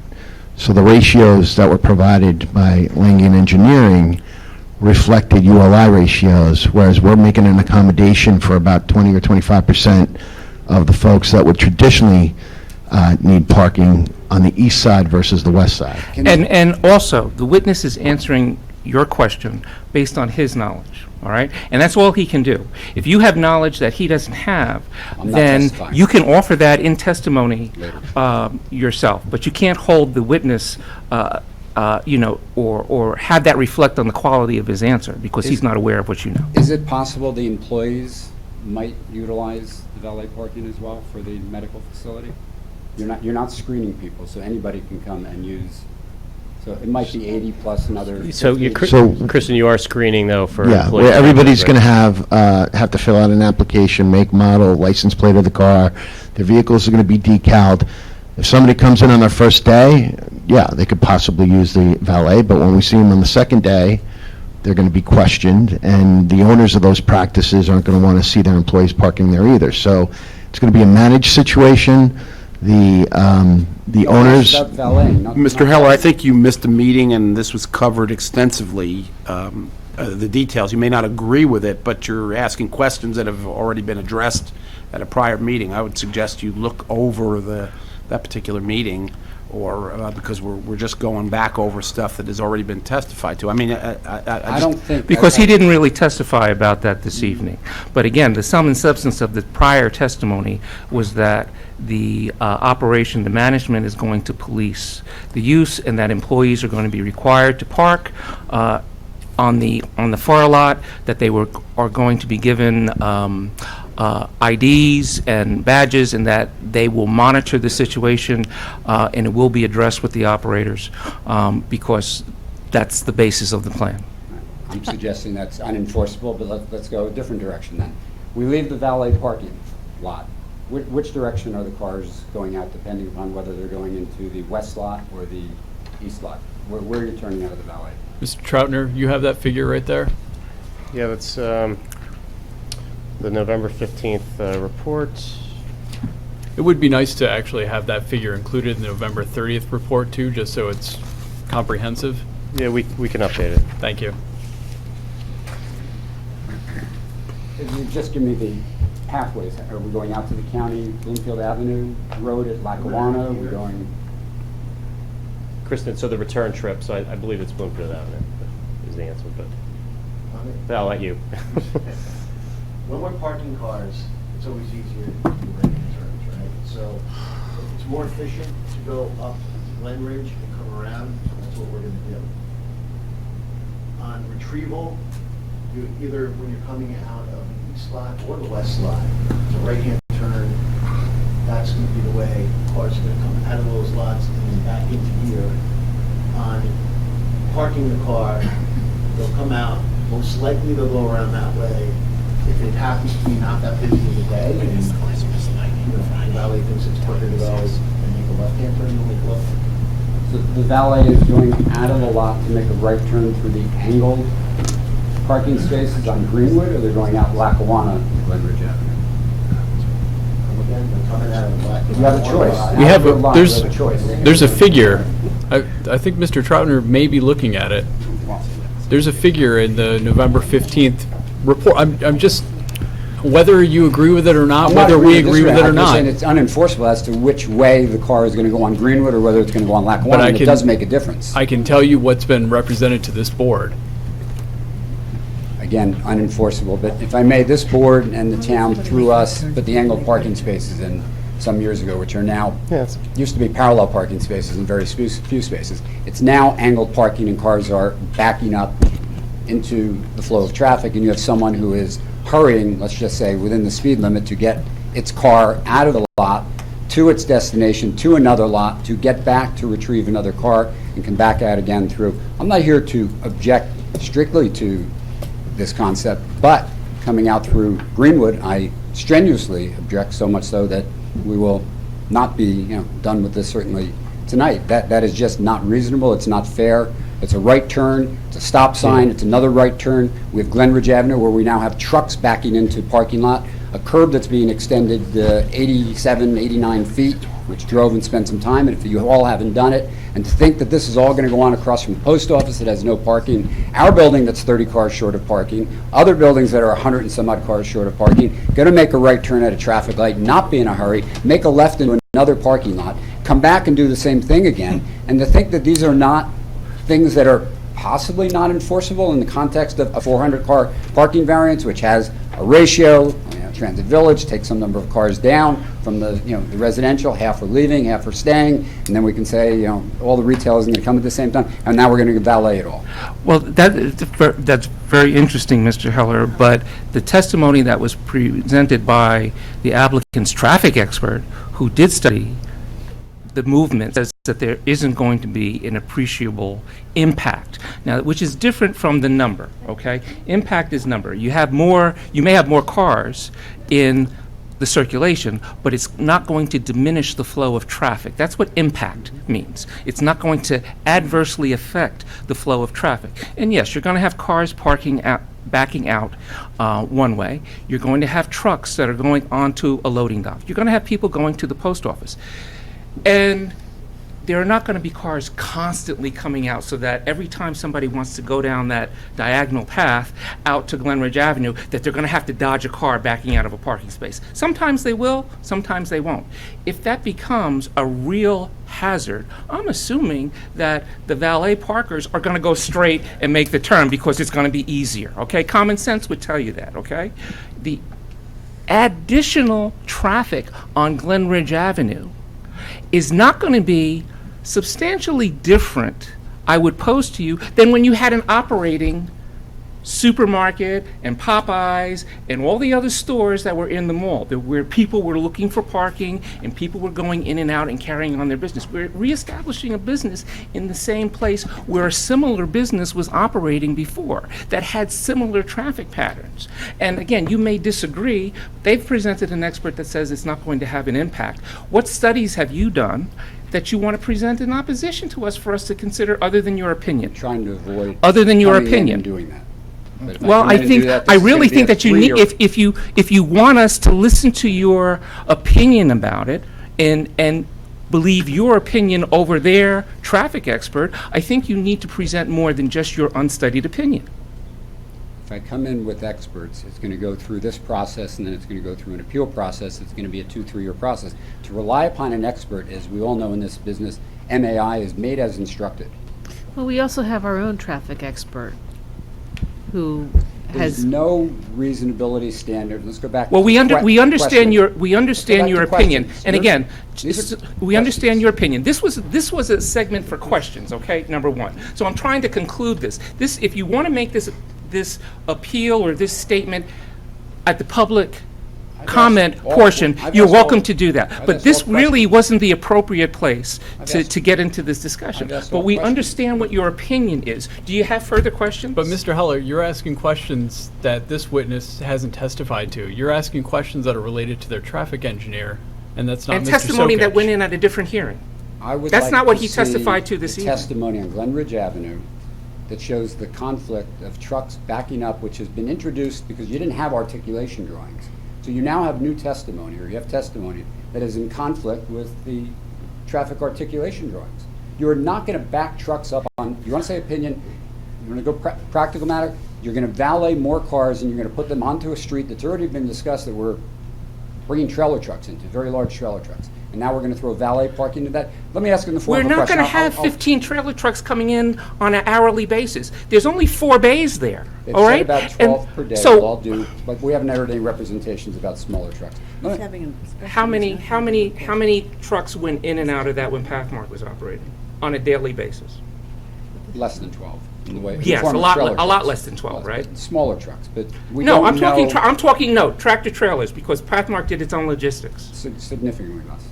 Could have been 4 to 6 a day. Right. So what makes you think that this supermarket that's a similar size is going to have 3 times as many trucks coming in and out? Oh, I know how many what supermarkets have in the way of smaller trucks coming out as a result of specialty foods. Well, no, and but beers you're and the like, making, but you're making points about tractor trailers backing out into traffic, not smaller trucks. No, backing into the parking lot. Backing Either up way, Glenridge Avenue, either one way, of the- your point goes to larger trucks. It's not dealing with smaller trucks. Larger trucks, we're talking about maybe how many a day? 4 maximum? Maximum? That's what all those diagrams are for. Agreed. I thought so too. Agreed. So 4 During- times out of the day, at various points, there might be an interruption in traffic. There might be an interruption in traffic in Glenridge. But that's enough for you to conclude that the traffic pattern is absolutely unworkable? And I'm just using common sense comparisons here, all right? That's why we need an expert.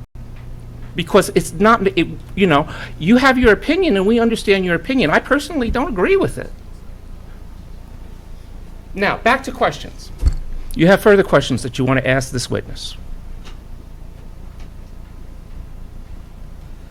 The payment, if I may, whether they're charging or not charging, is it? It's been testified to that they don't know whether they're going to charge it or not. It depends on the operators. It doesn't depend upon how the user will use the lot? That's what I meant by the operators. Whoever operates the premises, it depends on them, how they're going to do it. The applicant doesn't know at this point. St. Barnabas, the ambulatory care, Morristown, Montclair.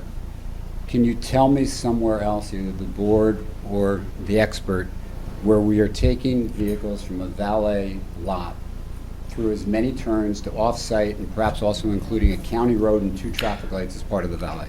It hasn't been testified to this evening. We don't have any May I ask testimony may I about that. ask He questions didn't to put on testify. record? He didn't testify about that this evening, about other stores and how other operations operate. His testimony was about what the plan was for this operation. I'm asking if he has the experience or knowledge of somewhere else where this has been done, Can you answer the question?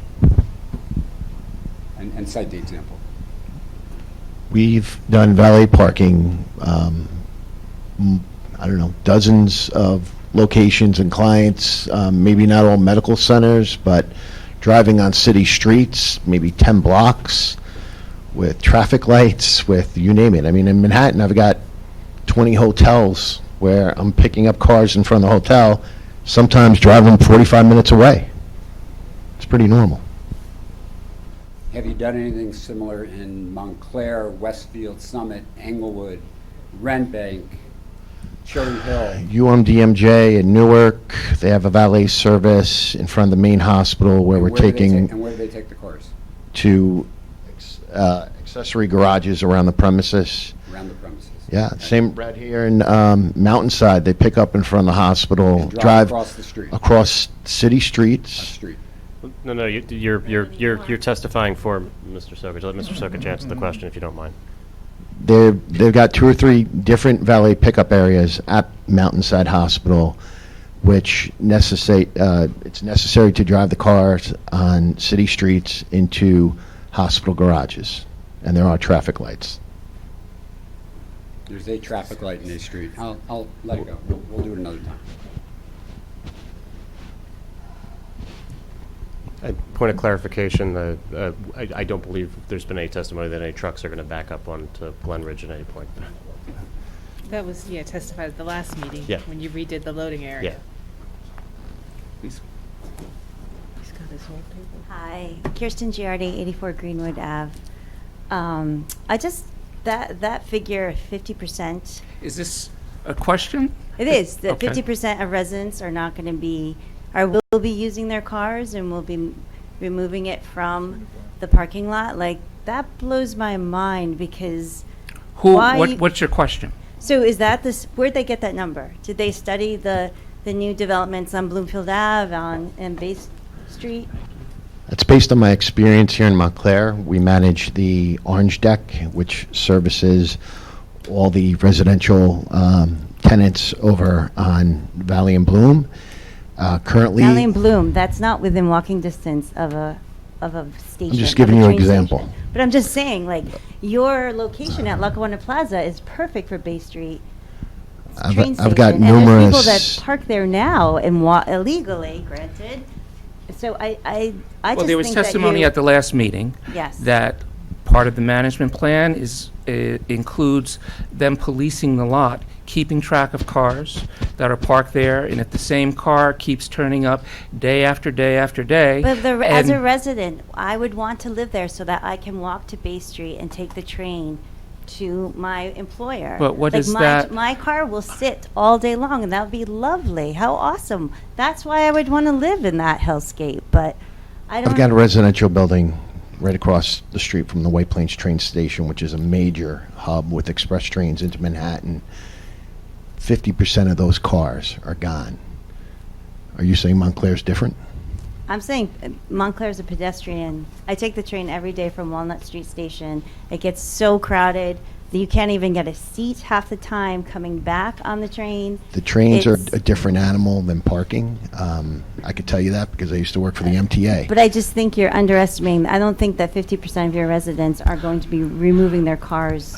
Most of the people that's who all. I know who take the train drive their car and park it someplace because they don't live 3 minutes away from the train Right, station. but here you are So living they, 3 so they're minutes away leaving from their Bay Street Station. Well, how awesome is that? Like, high five to you for being there, and that's great. But don't take my parking spot during the day. It's hard enough to park in Montclair during the day. Well, so if it comes with my understand. housing, No, understand. then- Understand. Your people are not going to be made to move their cars. Right. Okay? But the testimony is that on normal course of business during the day, that an estimated 50% of the people who live in the building are going to take their cars and go elsewhere to go to work. I don't believe it. That's all. Thank Okay. you. Other questions from the public?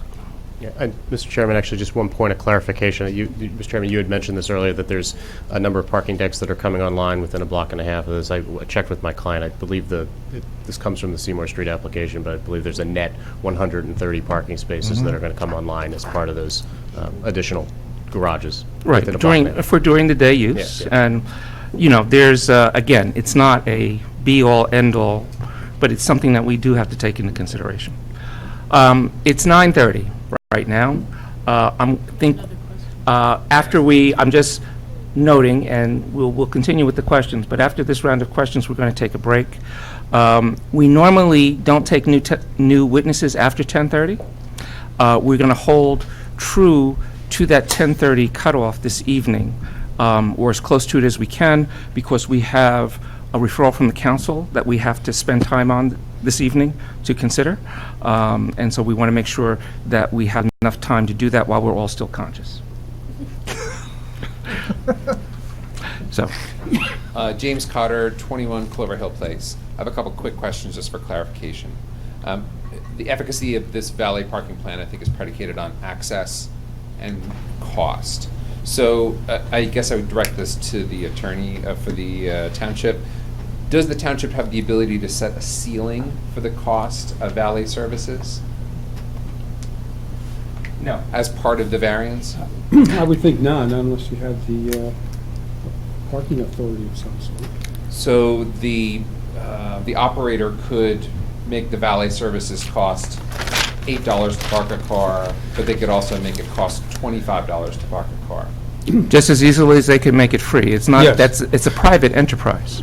It's So not a it- town-regulated enterprise. Okay, so if the variance is meant to, if the valet services are meant to meet the needs of variance, right, to find spaces for 400 cars, I'm trying to find the logic in giving them an opportunity to make profit off of something that's supposed to be providing the township with relief. We're not it's not been the testimony that we're going to park 400 cars by valet. Right. That's as an initial factor, and I suppose I would also interject that in terms of the private enterprise, it's obviously in the operator's interest to not drive away customers, so that'll presumably be a factor in pricing. Right. The operator has to make the parking work. If the operator does not create a situation where their parking proposal works, they're going to have difficulty with the town.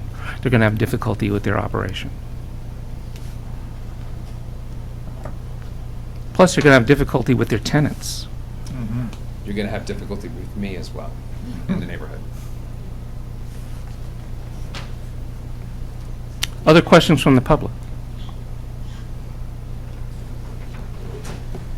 All right, we're going to take a 5-minute break, and then we'll move on to the next witness.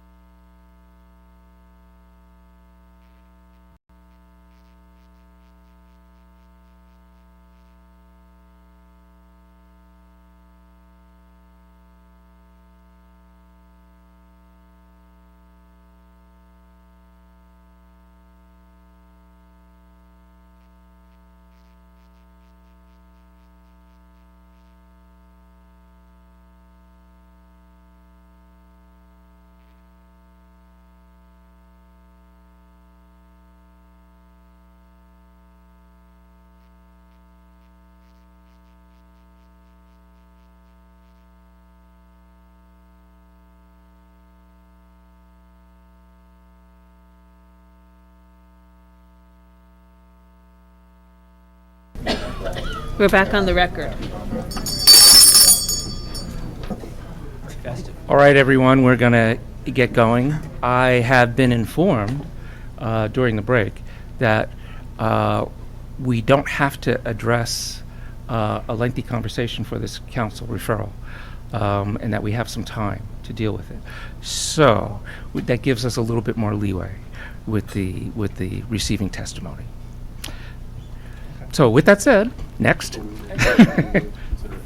So, thank you, Mr. Chairman. So, we have with us this evening Mr. Sean Moronsky from Langen Engineering. He's a professional planner. So, Sean has not testified previously, so he should be sworn under oath, and I'll seek to qualify him as an Moronsky, would expert. you raise your right hand? Do you swear the testimony swear or affirm that the testimony about to give is the truth, the whole truth? I do. Nothing but the truth? Could you state your full, spell your last name, please? First name Sean, S-E-A-N, last name Moronsky, M-O-R-O-N-S-K-I. And Mr. Moronsky, could you give the board the a brief overview of your qualifications, licenses, employment, and appearances in front of New Jersey boards as a professional planner? Yes, I'm employed as a professional planner with Langen Engineering, 300 Kimball Drive, Parsippany, New Jersey. I have been a New Jersey licensed professional planner since the year 2000, certified by the American Institute of Certified Planners since 1999.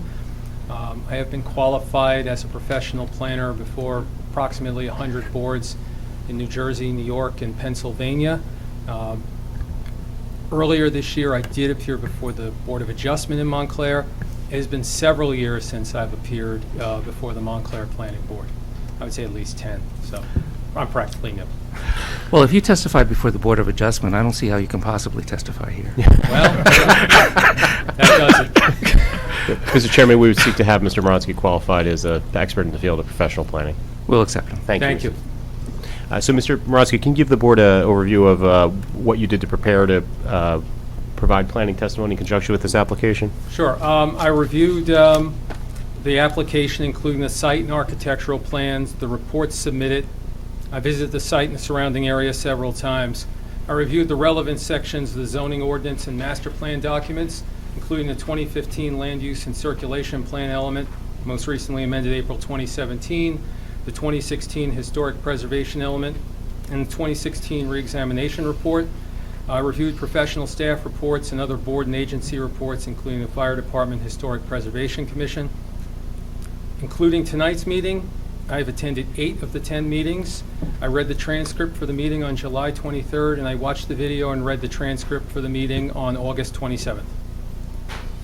And Mr. Moronsky, can you give the board, I guess, a refresher or overview on the variance relief and waiver being requested in conjunction with this application? Yes, we're requesting 2 C variances. The first from Chapter 347-83C1, the zoning code. It's for no front yard parking permitted, meaning parking in the front of the building line. 83 spaces are proposed between the front building line.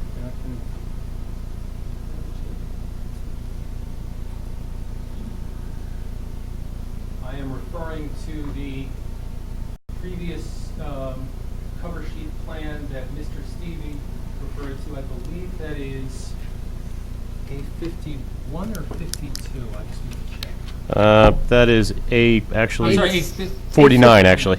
I was way off.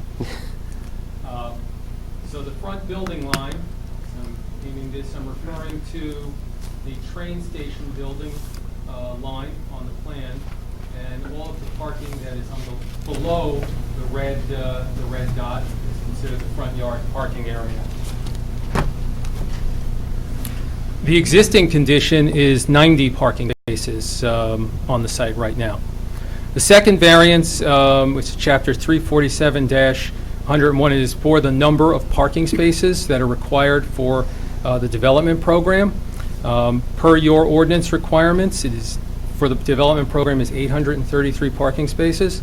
We're proposing 459 parking spaces to support the site development program. We're also requesting a waiver, Chapter 281-9B. It's for required parking space dimension, which is 9 feet wide by 19 feet deep. We are proposing 9 feet wide by 18 feet deep parking space dimensions. So with regards to, we'll address the C variances first. There are two types of C variances. The first is the C1 variance, which can refer to situations where there's exceptional narrowness, shallowness, shape of the property, or it can refer to an exceptional topographic condition and physical features, or that there's an extraordinary or exceptional situation affecting the property that would result in exceptional or undue hardship. Then there is the C2, also known as a flexible C variance, where the benefit of the overall application outweighs the detriment to granting the requested variance. So I'm going to start with the parking spaces in the front yard variance, and I believe that this could be granted under both the C1 and C2 criteria. As I mentioned, 83 parking spaces are proposed in the front yard where none are permitted. There are currently 90 spaces in the front yard beyond the front building line, which, as I had mentioned, is the existing train station building. The proposed parking layout will reduce the existing non-conforming conditions by 7 spaces. With regards to the C1 variance, the C1C variance, where we have an exceptional situation affecting the property. Our property has 3 frontages. First, there's the frontage on Bloomfield. Then you have the frontage on Grove. And if, theoretically, Glen Ridge could also be a frontage as well, but there's no parking there. The frontages are on Bloomfield and Grove. So not having the opportunity to have parking in this area would cause an exceptional situation where a substantial amount of the parking required for any use you would have on this site would not be able to be placed in that particular location, and it already exists right now. So regardless of the orientation... Sir, in what particular location? I'm sorry, yes. That would be below the red line, between Bloomfield and the red line, which is the building line. These 83 parking spaces are in the front yard.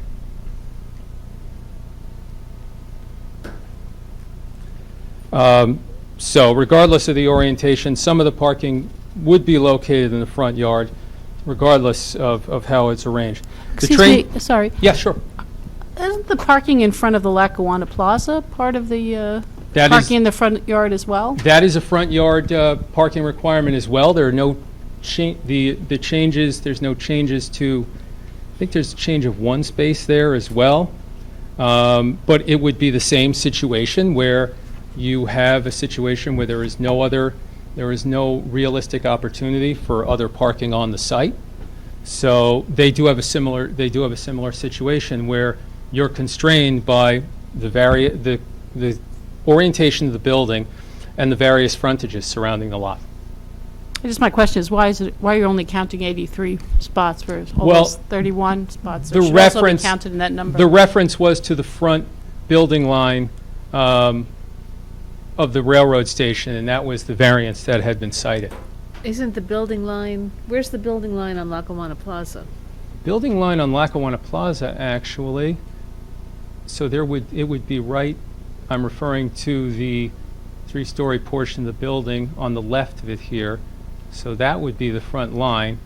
So there would be, if you counted the parking spaces, I'm counting about 9 spaces there as opposed. Is it perpendicular from the building or It's perpendicular. It depends on the front yard. The building line that is closest to the front lot line. It's parallel. It's parallel to the road, right? Parallel to the road. Yeah. That's So how I think there's a few extras in there. There would be. So most of those parking spaces would be in the front yard as well. But that variance wasn't noticed? Well, I don't know if it was not listed among the variances. I think the issue is part of the building is almost on the property line there. Where would you draw the line from where the building? You talk about this property line here as well. You could have this line as well. That's right, where there's a zero lot line there. You So already in have the effect, building against the it wouldn't be street. in the front yard.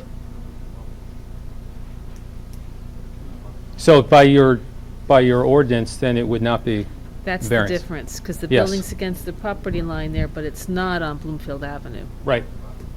So, just recap for me, what, We measure the front yard between it's a parallel line between the point of the building that's closest to the street and the street. On Lackawanna Plaza, the building is on the street. So therefore, when you draw that parallel line, the parking is behind the building line. Yeah. It's not in the front yard. Okay. So, thank you, by the way. I deal with it every day. So as the existing building and the proposed location will substantially remain, and certainly the train station will remain, not granting the variance would result in an undue hardship because the applicant would not be able to provide the spaces the area that already exists for parking. And through our design, we are reducing the existing non-conforming condition. We also could sorry, grant... that's a hardship because of the size of what you're building. No, because of the yard, we have multiple frontages on the yard. Right. Mhm. There's already an existing front yard parking area. Yes, I understand, yeah. So to ask us to remove that, in effect, would be removing a substantial portion of the existing parking that's already there. And what the applicant has done in this design, through the redesign of the drive aisles, through the addition of the new driveway on Bloomfield, through the improvements along the streetscape, has actually reduced the number of non-conforming spaces from 90 to 83. Well, here's a, and I don't mean to interrupt your testimony, No, but please. just here's a general conceptual question. Supposing you use less of the building for retail usage, wouldn't you reduce the amount of parking spaces needed? If you had a less intrusive use, then you would need less parking, correct? Well, when you say not use the building space, are you saying to remove the building space or just not use it? I'm saying you're filling a space up with retail and then have a demand need as a result for parking.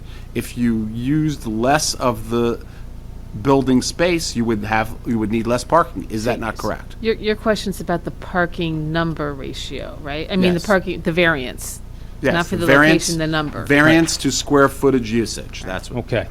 Well, I'm not referring, are you talking about the broader parking number or just the parking in the front yard? I'm speaking generally. If you, I think you said the big parking variance. Well, I've got to get to that next, and I will address that, because I'm focusing right now on the first variance. The front yard parking. Correct, thank you. God bless you. Thank you. I also believe you could grant this front yard parking variance under the C2 criteria. We further several of the purposes of the municipal land use law if this variance were granted. Purpose A, encouraging action to guide appropriate use and development of land in a manner that promotes public health, safety, and general welfare. This parking lot has existed on the site for many years, has serviced it. It continues to serve the few businesses that are currently active. And as this mall if it is revitalized and rehabilitated, it would serve those tenants as well. We also further purpose I, promoting desirable visual environment through creative design techniques and good civic design and arrangement. I believe that the reorganization of the parking aisles, the addition of the landscaping, the street frontage, the new bus stop, the water feature, the horse trough in the front yard area, among the other features to fit into the historic design context, all help to further that purpose. And for purpose J, we promote the conservation of historic sites and districts, open space, energy resources, and valuable natural resources of land, and to prevent urban sprawl and degradation of the environment through improper use of land. Through our design, the applicant continues to respect the historic nature of the station building, and certainly our proposed parking arrangement does not alter this in any way. The applicant is proposing to use undamaged existing columns, not just for lighting, but also in terms of other improvements in a historic context on the site, retaining and reactivating the water feature in the horse trough in the front, and placing plaques at locations to describe the historic significance of aspects of the site. The site is fully developed. It's underutilized, largely vacant, in need of revitalization. Not just this front yard parking lot, but the overall and the improvements to the site, as I mentioned.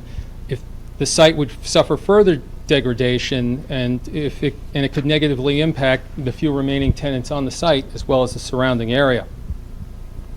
For the C2 variance, we also have to address the negative criteria. The reduction of an existing non-conforming condition is encouraged in zoning. While the deviation exists, there are site constraints regarding the frontages, as I previously noted. The overall new parking lot will provide more spaces for customers, certainly for the grocery store, but also for all the retail outlets in the shopping center. There's no substantial detriment to the public good. Front yard parking area reconfiguration adds another ingress-egress point. That would be from Grove Street, in addition to moving the Bloomfield Avenue point further to the west. The proposed drive aisle circulation lanes create a safer, more efficient circulation environment. The front yard area recognizes the historic significance of the site, including adding relocated historic light columns at the relocated Bloomfield Avenue ingress-egress driveway. There's no substantial detriment to the zoning ordinance or zone plan. We are again reducing an existing non-conforming number of front yard parking spaces. The uses are permitted and consistent with the zoning ordinance and master plan. The front yard parking is part of the overall parking inventory for the shared parking plan, which is consistent with your master plan land use element that encourages shared parking strategies. That's on page 18, section 2.1, the transportation and mobility unified land use and circulation element. Regarding the Lackawanna district, which is discussed on page 75 of your land use and circulation element, when discussing redevelopment of the site, it states, quote, "Key to the plan is a new state-of-the-art supermarket. Other objectives include providing a mix of uses, including residential, to reinforce this section of Bloomfield Avenue as a place to work, live, and play. The proposed front yard parking as proposed is part of the overall plan to address parking demand on the site and to upgrade the site." There are several goals of the historic preservation element that we're consistent with. Number 5, to encourage contextually appropriate new design that contributes to a sense of cohesiveness and meets the township needs as a growing community. The design features around the front yard area, such as the relocated columns, proposed lighting, proposed reconstructed bus shelter, retention of the horse trough, all contribute positively to the design of the site in the context of the historic background of the site. You also have purpose number 9, the protection of property owners' investments and strengthening of property values through careful design review and alterations and new development. The application has been reviewed by this board, advisory agencies and professionals thoroughly. The front yard parking takes into account the historic background, the site balancing, safe and efficient circulation, and having sufficient inventory for the shared parking plan. Now, with regards to the overall parking variance, the minimum number of parking spaces, as I had mentioned, 833 per your ordinance are required to service the site program. 459 spaces are proposed to service the site program. And I believe that this could be granted under the C2 variance. The granting of the variance furthers several purposes of the land use law, encouraging action to guide appropriate use in a manner that promotes the health, safety, and general welfare. The existing and proposed uses are permitted in the zone, yet the buildings have remained vacant, including the primary tenant area, for several years, making the site underutilized. The parking lot has existed for many years and will continue to serve the businesses on the site.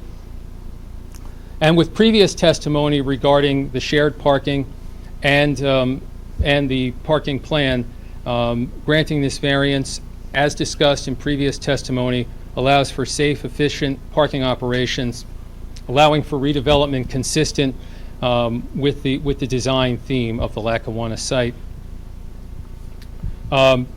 Purpose E, we're promoting appropriate population densities, contributing to the well-being of persons, neighborhoods, communities. The proposed development with the parking spaces offers an opportunity for mixed-use development with residential units easily accessible to downtown. We're providing sufficient space in appropriate locations for a variety of uses according to their respective environmental need to meet the needs of citizens. The mixed-use development with this parking is able to be serviced with this parking supply, incorporating the historical train station theme into the shopping center design. And in terms of promoting conservation of historic sites and to prevent urban sprawl, the application respects the historic nature of the station building and proposes no modifications, in addition to the various improvements that have been cited in previous testimony, as a reminder to incorporate the design elements of the train station and its past into the overall shopping center design, mixed-use design. We do have to address the negative criteria. The project will be supported by the 459 parking spaces. There are 229 spaces on the overall west parcel, 30 of which are located to the west, the Lackawanna lot, 199 spaces in front of the proposed grocery store. There are 230 parking spaces on the east parcel.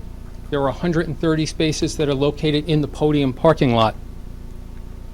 The shared parking concept, as discussed, in tandem with the proposed valet plan and in reviewing the standards for shared parking through the ULI standards, and also in consultation with your professionals. The capacity of 459 is able to meet the parking needs of the development, and this is based, as was previously testified to, on the range of uses. The various uses have different peak times, which is why in previous testimony from Mr. Sokich, he talked about the operations of the valet, because during, I believe it was 8 to 6, and during those hours are when the medical uses are going to have a higher intensity of parking need than, say, the grocery store, the supermarket, and the residential as well. The parking management plan addresses peak demand periods and includes the valet parking. The site is located in a transit core area per your land use and circulation element. It recognizes that parking standards do not necessarily acknowledge neighborhood characteristics such as higher density, nearby transit, parking management. The suburban parking standards are too high for uses given the location in the transit core area. And with regards to the proposed parking spaces in the area where you have the mall area, replacing that indoor mall area with a parking area, and with the improvements in a historical context with regards to locating the stanchions as reminders of the historic past. It creates a layout that improves the store and the overall center's chance for greater success. And that was cited in previous testimony on July 23rd from Mr. Volleson in his testimony. The stores need to address their market and offer similar operations as competitors in the context of designing the site to recognize the history of the location and of the train station building. With regards to the negative criteria, there's no substantial detriment to the public good. The parking management plan shows that the peak hour parking demand is addressed. The redesigned lots have improved circulation. The west parcel with 2 ingress and egress driveways, Grove and Bloomfield. The east parcel has a new perpendicular driveway going on to Grove, whereas the former driveway came in at an angle near the intersection with Bloomfield. The building, the mall building itself, does not have a direct association with the former train station platforms.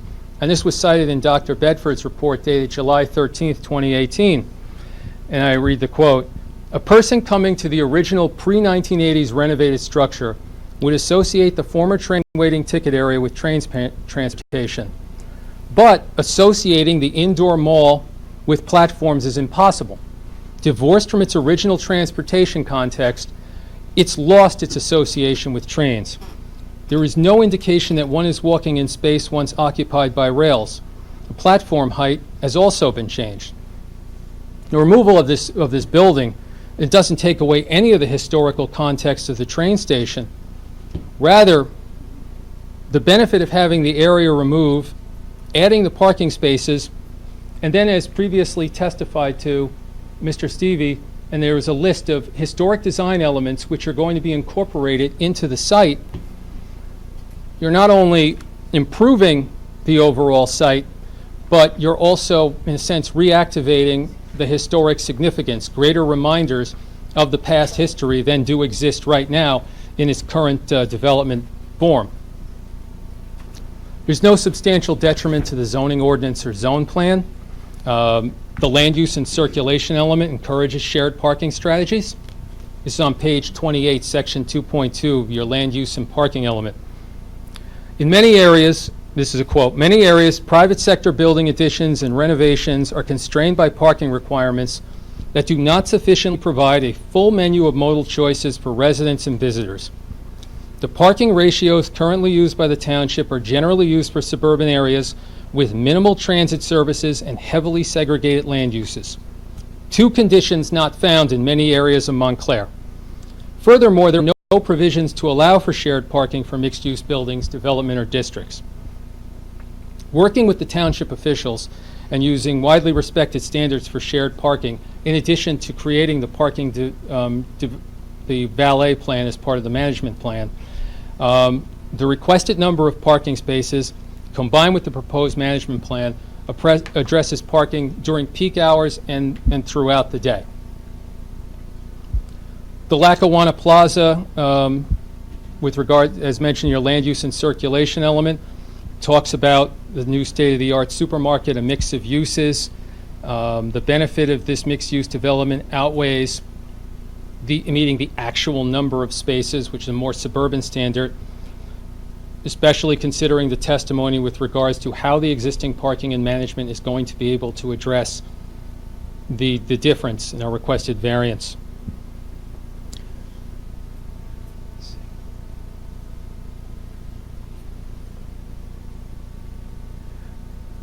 I believe this aerial was presented, I believe it's A20, but this is an aerial of the existing conditions on the site. And I bring this up because the current conditions actually, there are actually more asphalt parking spaces in this current condition than there will be in the proposed parking arrangement. We count about 372 spaces proposed parking versus 329 that will be proposed, having 130 of them within the podium. So the proposed configuration, I wish I could show them at the same time, but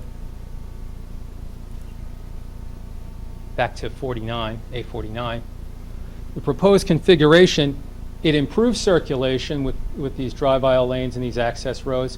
It adds more spaces closer to the focal points of the grocery store and other retail, and it reduces the number of paved parking spaces as opposed to the existing condition now in a more creative design that's part of the overall plan. There are several goals of the historic preservation element. They believe that this variance can be granted consistent with. Goals and objectives, concerns about preservation and protection of the historic fabric for present and future generations as a tangible link to the community past and as record of township history.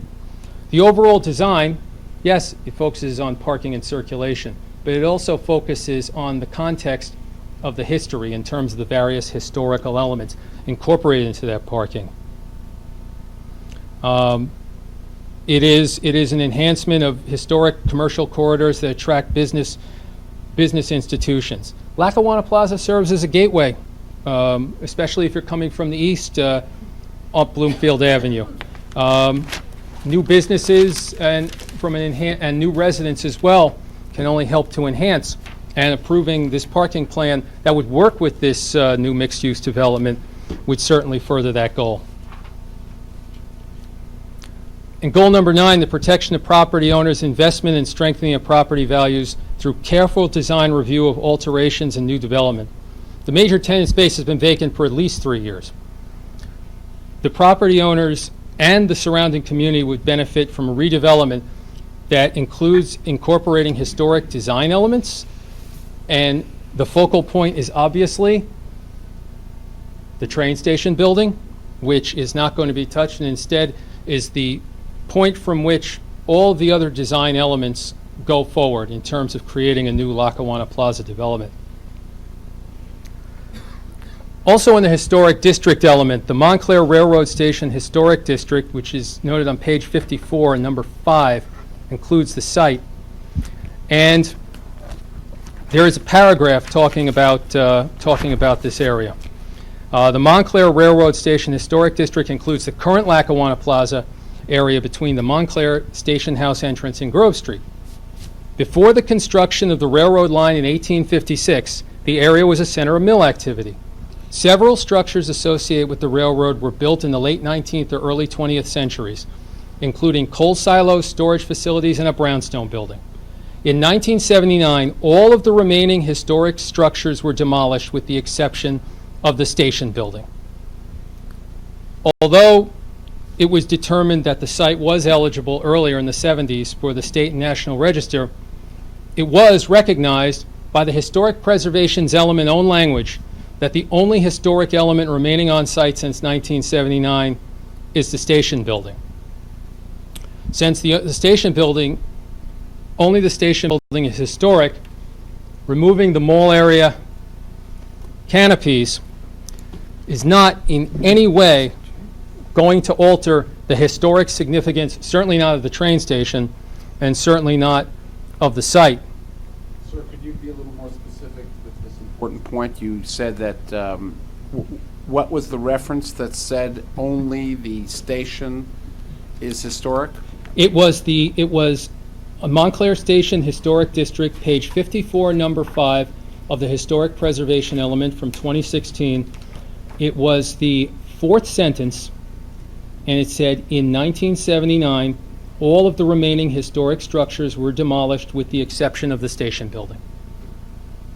And, Sean, just to clarify, so you're talking about the historic preservation element of the township master plan? Yes. All right. And again, page 54. And if one was to look at it, there's a photo actually of the building on the next page, page 55. Yes. Referring to that station building that remains. That's correct. Okay. Okay. Well, that flies in the face of testimony we've heard that the stanchions and canopies, the troughs, that all those other elements are not historic. I mean, that just appears to be a technical writing error, not a factual reality. Wouldn't you say that's correct? What's a factual writing error? Well, the trough, the original stanchions, without debating what was original and what was added, the columns, the roofs. No, I understand. Can we back up a second? Yeah, sure.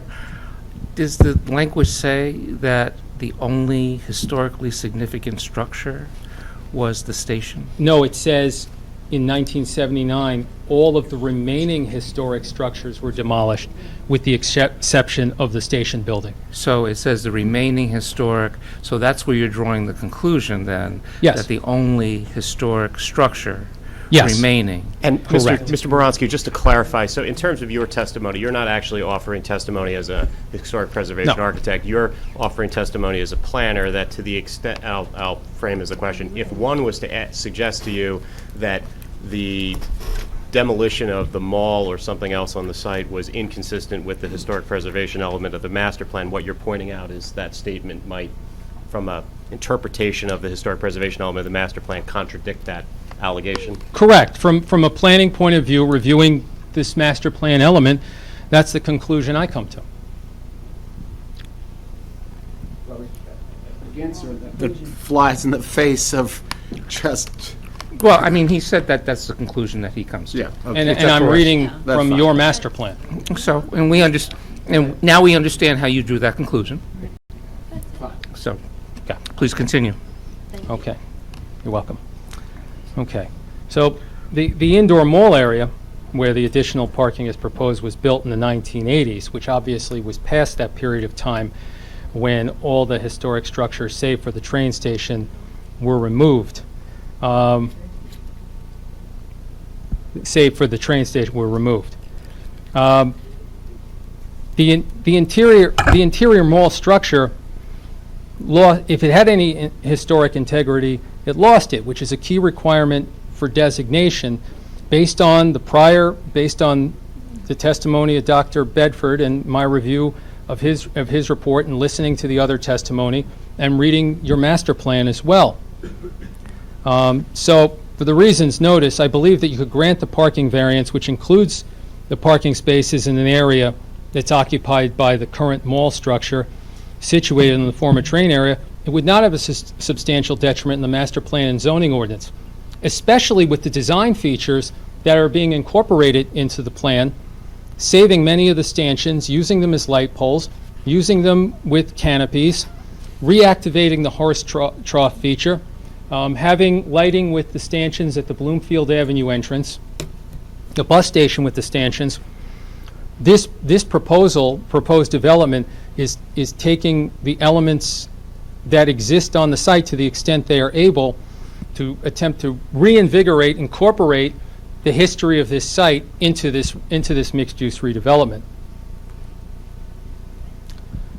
We also reviewed the criteria for demolition. This is in Chapter 347, 137D of the zoning ordinance, as regards to the historic preservation ordinance.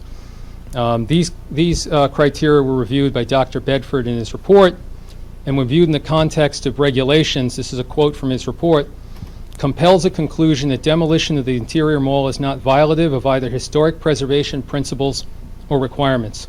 And I'll go through the conditions. 1, historic, architectural, cultural, and aesthetic significance. While the site hosts the train station, the interior mall itself does not possess any of the noted significance.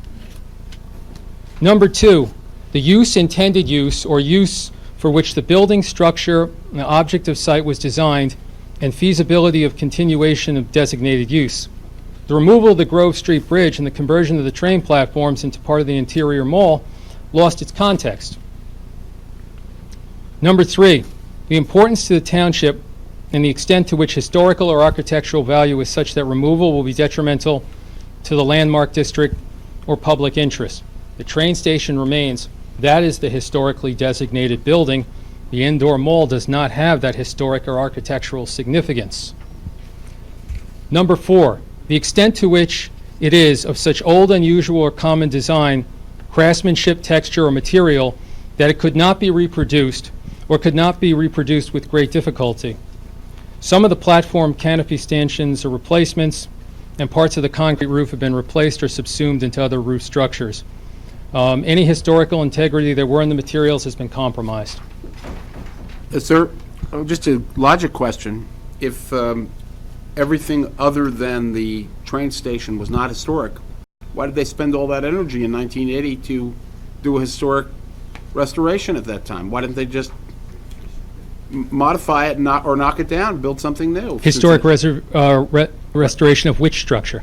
The mall area. Why did they spend energy attempting to incorporate? There's a premise in your, I don't mean to quibble, and he can answer if you want, but there's a premise in your question that we would agree that the construction of the interior mall was a historic preservation. I may be flummoxing the words you just used, so you can answer. Why would they waste time doing a restoration if there was no historic significance? I don't know if they wasted time because I don't know the context of that application in 1980. Doesn't that make logic sense? If you're saying the only thing of value there was the station, why spend energy to try and incorporate what you are claiming, or the applicant is claiming, has no historic significance? Well, they use the stanchions. They use the stanchion for the mall structure, and I can only come, based on my limited knowledge of what happened in 1980, I can come to the conclusion that they attempted to incorporate some elements that were not necessarily historic, but a reminder of the history of this site, much in the way this proposed development is seeking to do the same, and I would say in an even better fashion in terms of the distribution of the columns and also the plaques and the other elements that are being incorporated into this design. And Mr. Baranski, picking up on what you just said, that you're not really sure what they were doing in 1980, is it also possible that they were just using the stanchions to save money on structural steel and they really didn't care about any historic preservation? It's possible. Okay. I think we often say anything's possible. Right. It's really got to be much more than anything's possible.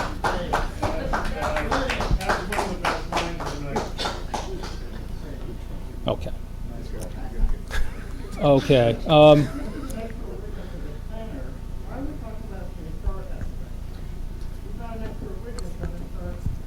right, well, I'd like to quiet the comments from the gallery. We have a witness testifying, providing evidence. He is answering questions from the board. Please respect the proceeding and don't just call out. If you need to ask a question, you'll be given the opportunity to do so after the witness is finished testifying. If you want to make a statement of opinion, you'll also be given the opportunity to do that later in the proceeding. Thank you, Mr. Chairman. The condition number 5, the extent to which retention would promote new businesses, create new positions, attract tourists, encourage study, stimulate interest in architecture and design, make the township a more attractive and desirable place to live. The indoor mall, the shopping center, is largely vacant. The grocery store has been vacant since 2015. The proposed redevelopment would revitalize the site with the parking as proposed while enhancing historic design elements. Number 6, the probable impact of the removal upon ambience of the landmark district. The new design is keeping the station building, obviously, and incorporating the overall train station theme would have a positive impact on site development. Number 7, the structural soundness and integrity of the building, structure, object, or site, and economic feasibility or restoration or rehabilitation to allow a reasonable use. Keeping the indoor mall, which in and of itself has no historic significance, prevents the site from being designed in a way that allows for the creation of a modern mixed-use development, which is talked about in your master plan, that incorporates historic design features, including using the stanchions for various purposes, such as lighting and the canopies, and incorporating them into various design elements. Number 8, the threat to public health and safety as a result of deterioration or disrepair of the building, structure, object, or site. Keeping the mall building limits potential site functionality improvements, and it doesn't enhance the historic significance of the site. Number 9, technological feasibility of structural rehabilitation. To the extent practical, existing stanchions are used for lighting, preserving a characteristic of the station. And number 10, interference with charitable purposes of any nonprofit or charitable organization is not permitted, it's not applicable.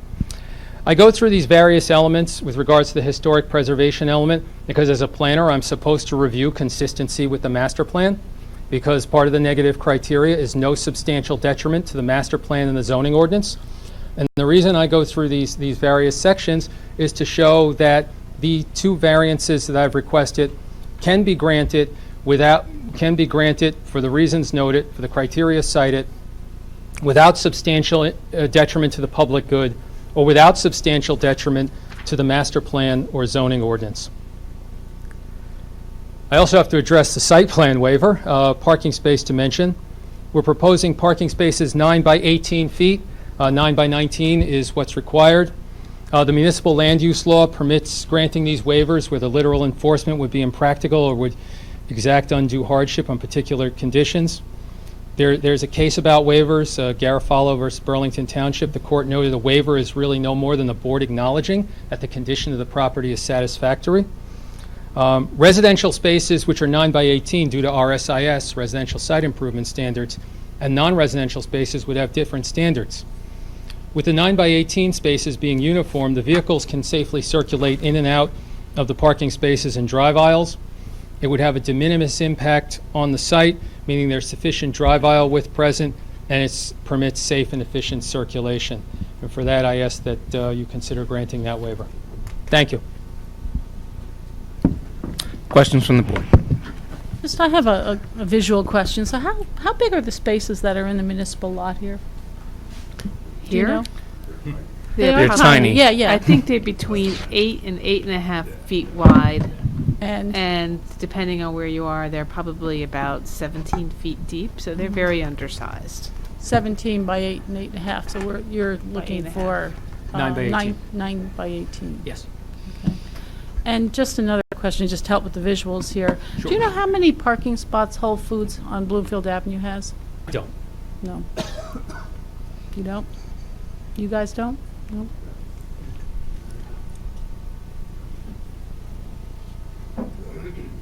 Other questions from? I'll just have one more. Do you have a report that we could have? A report? Yeah, you're reading from something. It's Is an that- outline. It's just an outline, okay. Other questions from the board? Questions from the public of this witness concerning his testimony?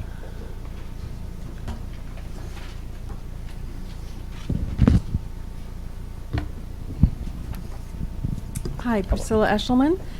Doesn't the master plan call for daylighting the creeks in town whenever possible?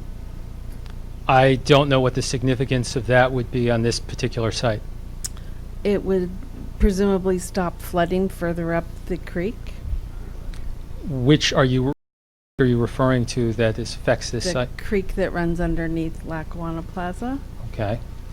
Well, that is not part of this. Taking a step backwards, also, I'm not sure that we agree that the master plan compels daylighting of streams. It doesn't compel, it Yeah. suggests, I believe is suggests. the Do you know- language. Do you know where that's located? Because I don't know where it says that. It was earlier in these proceedings. You were asked if you had considered daylighting the creek and that it was part of the master plan, the suggested master plan. Okay, I'm not aware of that, but the second part of your question may be an engineering question, which I don't know that Mr. Rossi is qualified to answer, No. but it's certainly not my understanding, He although I asked suspect there about may the be creek. somebody on the board who might have an So- idea, but I don't know that daylighting a creek prevents flooding. I thought there were different, I thought daylighting creeks was more of a recreational sort of enhancement, that's a concept, but I suspect somebody might clarify me. I think that our, the people who came from the Environmental Commission, they had said something like that. I don't remember exactly what it was, but they did say that. It may be in the master plan at some place that it is a recommended or suggested element to do as part of town improvements. I mean, we'd have to go through it and look. I don't think. That's exactly where I heard it Well, it from. was also, we had a number of visioning meetings before, prior to this getting off the ground, when we were thinking of doing a redevelopment plan, and that was one of the things that the community had said they'd like to see. So maybe that's where you're thinking. It's definitely a hot button. So you talked about other aspects of the master plan. That's why I wanted to ask you Well, about that. I talked about those elements, particularly in the context of our variances. Historic preservation was brought up as a substantial part of that. I did not consider, because it's not part of this plan, I did not consider the creek opening as part of the overall review. Thank you. You're welcome. You did consider the environmental needs of the community, I believe. I did in the context, it also included the historic sites and districts as well. It was a broad overview. And also the additional landscaping that was incorporated as well as an overall enhancement to the site in that regard, in terms of historic sites and districts, in terms of the overall environment. So when you testified that you reviewed various documents, you didn't review the letter from the Environmental Commission? I did review it. I took the documents into consideration, and I prepared my testimony, I believe, to address the issues regarding the variances and the waiver. Mr. Moronsky, and just to clarify, if we were to daylight the stream on the site, that basically that would effectively render this site plan proposal basically not possible. Is that? Absolutely. Yeah. So. From a planner's perspective or from an engineer's perspective or architect's? Well, from what's been proposed from an engineering perspective, and then I guess maybe I should follow that up is in terms of reviewing the site plan that was presented by the engineering. When you say that you reviewed from an environmental standpoint, you did not necessarily take into consideration the idea that we're compelled to daylight the stream, and instead looked at the environmental considerations of the plan that's actually proposed from an engineer. That's been correct. proposed by others. Yes, that's correct. I feel like I'm still confused from that, but, okay, Mr. Greenbaum. First thing that comes to mind is I'd like to ask you if you would to repeat the quote from the 1979 document, the specific language that you Okay. quoted multiple times. I want to make Yes. sure I heard it correctly. I could read the whole paragraph if you'd like. Just the parts about the from 1979, the historical parts were removed, or the only thing remaining. I'll read the two sentences related to that, and I'm reading from a copy of the document. Several structures associated. Is that the historic preservation plan? It is the historic preservation element of the township master plan. That's dated 2016. Correct. Page 54? Page 54. Beautiful. Let me start. Several structures associated with the railroad were built by the late 19th and early 20th centuries, including coal silos, storage facilities, and a brownstone building. In 1979, all of the remaining historic structures were demolished, with the exception of the station building. Okay. The station building. Yeah. Please tell us, in your opinion, what is the station building? The station building, and I can point to, well, there's a photo of it right here, and I can show it in the master plan, the historic preservation element right there. And I am pointing to it on the plan, referencing the area. Pardon my not perfectly steady hand, but that's in that area right there. That's the building from which we determined the front building line for the front yard parking But variance. that's not relevant to my question. So I'm going to ask you a question. If I walked into Grand Central Station and I was standing under the blue constellation, would we agree that's a train station? We're not talking about Grand Central No, Station. but I'm asking you a question. If I was to walk into Grand Central Station and I was to be standing right in the center and I looked up in this grand hall, would this be a train station? It depends on where you're standing. If you're saying you're in that location, yeah, I'll say that, okay. And if I then proceeded down to a train track to get on my train, would I be in the station or will I have left the station? There is a big difference here. Grand Central Station, the entirety of the station is deemed to be historic from a state and national standpoint, where that is substantially different from this site. Based on your opinion? Based on, if you look it up, the entirety of Grand Central Station. Well, Mr. Marazzi, just to clarify, so I think premised in the question was you would be walking onto train tracks that are still in operation with actual trains on them, correct? Yes. Right. So would be different than what's here. Is that your point? Absolutely. Well, Much then, different. You could argue that the train station, since there are no longer trains, coming to this is no longer a train station. Wouldn't you agree on that logic? Except for the fact that the train station building itself is on the historic register. And still exists? And still exists. So the train station is on the historic register. The building, the train station building. And are you suggesting that the part of the building does not include ancillary portions? We mentioned the horse trough as an example, as historic, but that's not part of the building. What I am going by what the master plan says, and the horse trough is being reactivated as a reminder. As a reminder of the history of this site. Okay, as a reminder. Well, to me, train tracks are a reminder of the history of this site.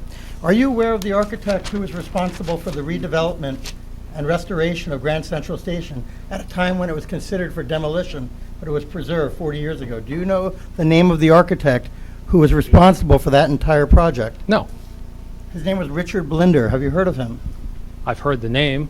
His firm was called Beyer Blinder Bell. I know the firm. What is Beyer Blinder Bell recognized for? Are you aware of that? Mr. Greenbaum? Yes. Focus back in on the application that's Well, no, before there's a us point here. here. There's a point. Well, but you're taking us around the Cape in order to get to that I'm point, gonna would bring you you- cut to the chase? I'm going to bring you home. Please cut to Who was the the architect chase. responsible for the restoration of the Lackawanna Plaza in the 1980s? So what is, the architect? what is your question with respect to that architect to Well, this? the point is, it's the same architect. It's Richard Blender. And so, what is your question concern? So what? What's your Well, I question? want- if What's he's the point making of the question? declarative statement, my point here, what I'm trying to No. establish- What's your question to him? What do you want him to say? Do you want to ask him whether or not it makes a difference that Richard Blender was the architect? Or what? What is it about the architect that you're trying to bring out? What is being stated here, there have been very strong declarative statements made that are distinguishing different parts of the building as separate and apart from what is historic. Okay, well, understand that he's made it very clear that he's reading a section from our master plan, and he has made an interpretation of that section based on the plain language of the section. So- And that's all that's all he's done. So then- And so the fact of the matter is that basically he said that that's his interpretation of it. So you're questioning his interpretation of it. Exactly, and I think that's an important point. It's his interpretation. And I think everybody sitting up here on this board understood that 10 minutes ago. Okay, just want to make that clear. The other question was you're talking about in our master plan, trying to avoid urban sprawl. Is that correct? Was that something? That was outlined in one of the purposes of zoning. This is a question. Do you know the depth of the parking lot facing the front of the supermarket to Bloomfield Avenue on that particular frontage?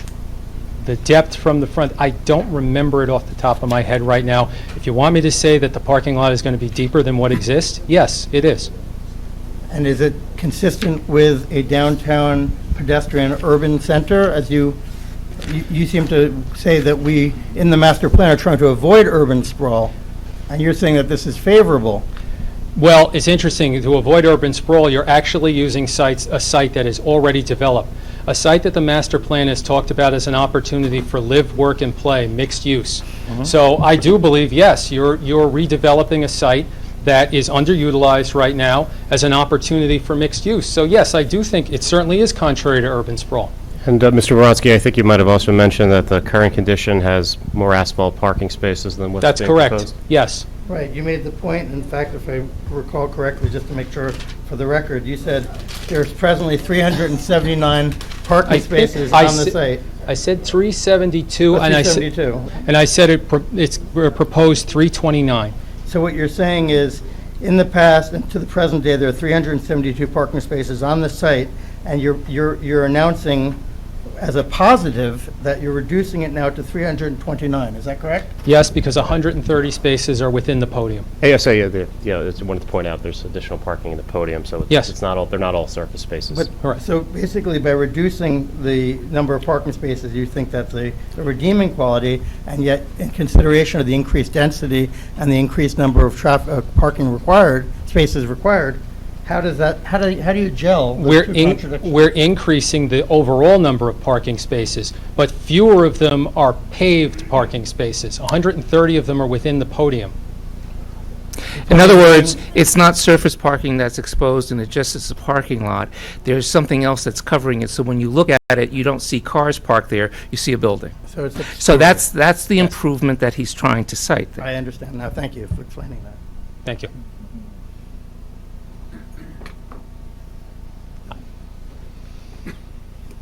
Kathleen Bennett, 10 Glenwood Road. You testified and you read this paragraph. Yes.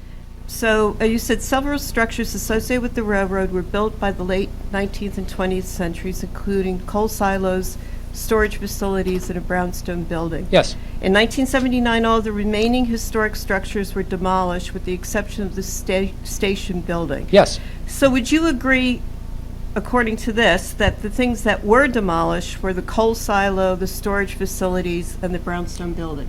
Well, I don't know exactly what was demolished. They do cite those three as an example, but those clearly were demolished over time. They certainly were before 1979. And is the optimum language all remaining historic structures that Yes. you're looking at? Yes. Well, that's what I'm looking at. So they're certainly were demolished because they're no longer there. Right. So, but are you aware that the HPC, when this whole application came up, that we identified historic structures that were still remaining, that were not demolished? And by structures, I don't mean buildings, Yeah. because these are definitely buildings, a silo, storage facility, and a brownstone building. Yeah. So we identified horse troughs, the staircase, the stanchions, the lighting columns. Was and this recent? Yes, it was. In conjunction with this application, correct? Exactly. Yeah. Okay. Yeah. I mean, did you have a copy of that? You can't say that. I mean, this is clearly stating that they're buildings. Again, Well, it if says I structures. can, just cut to the chase here.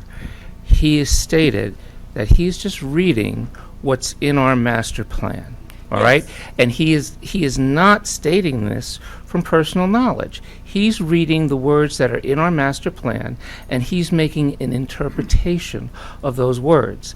Now, you've indicated that at the time that this application was made, you identified other structures that were remaining.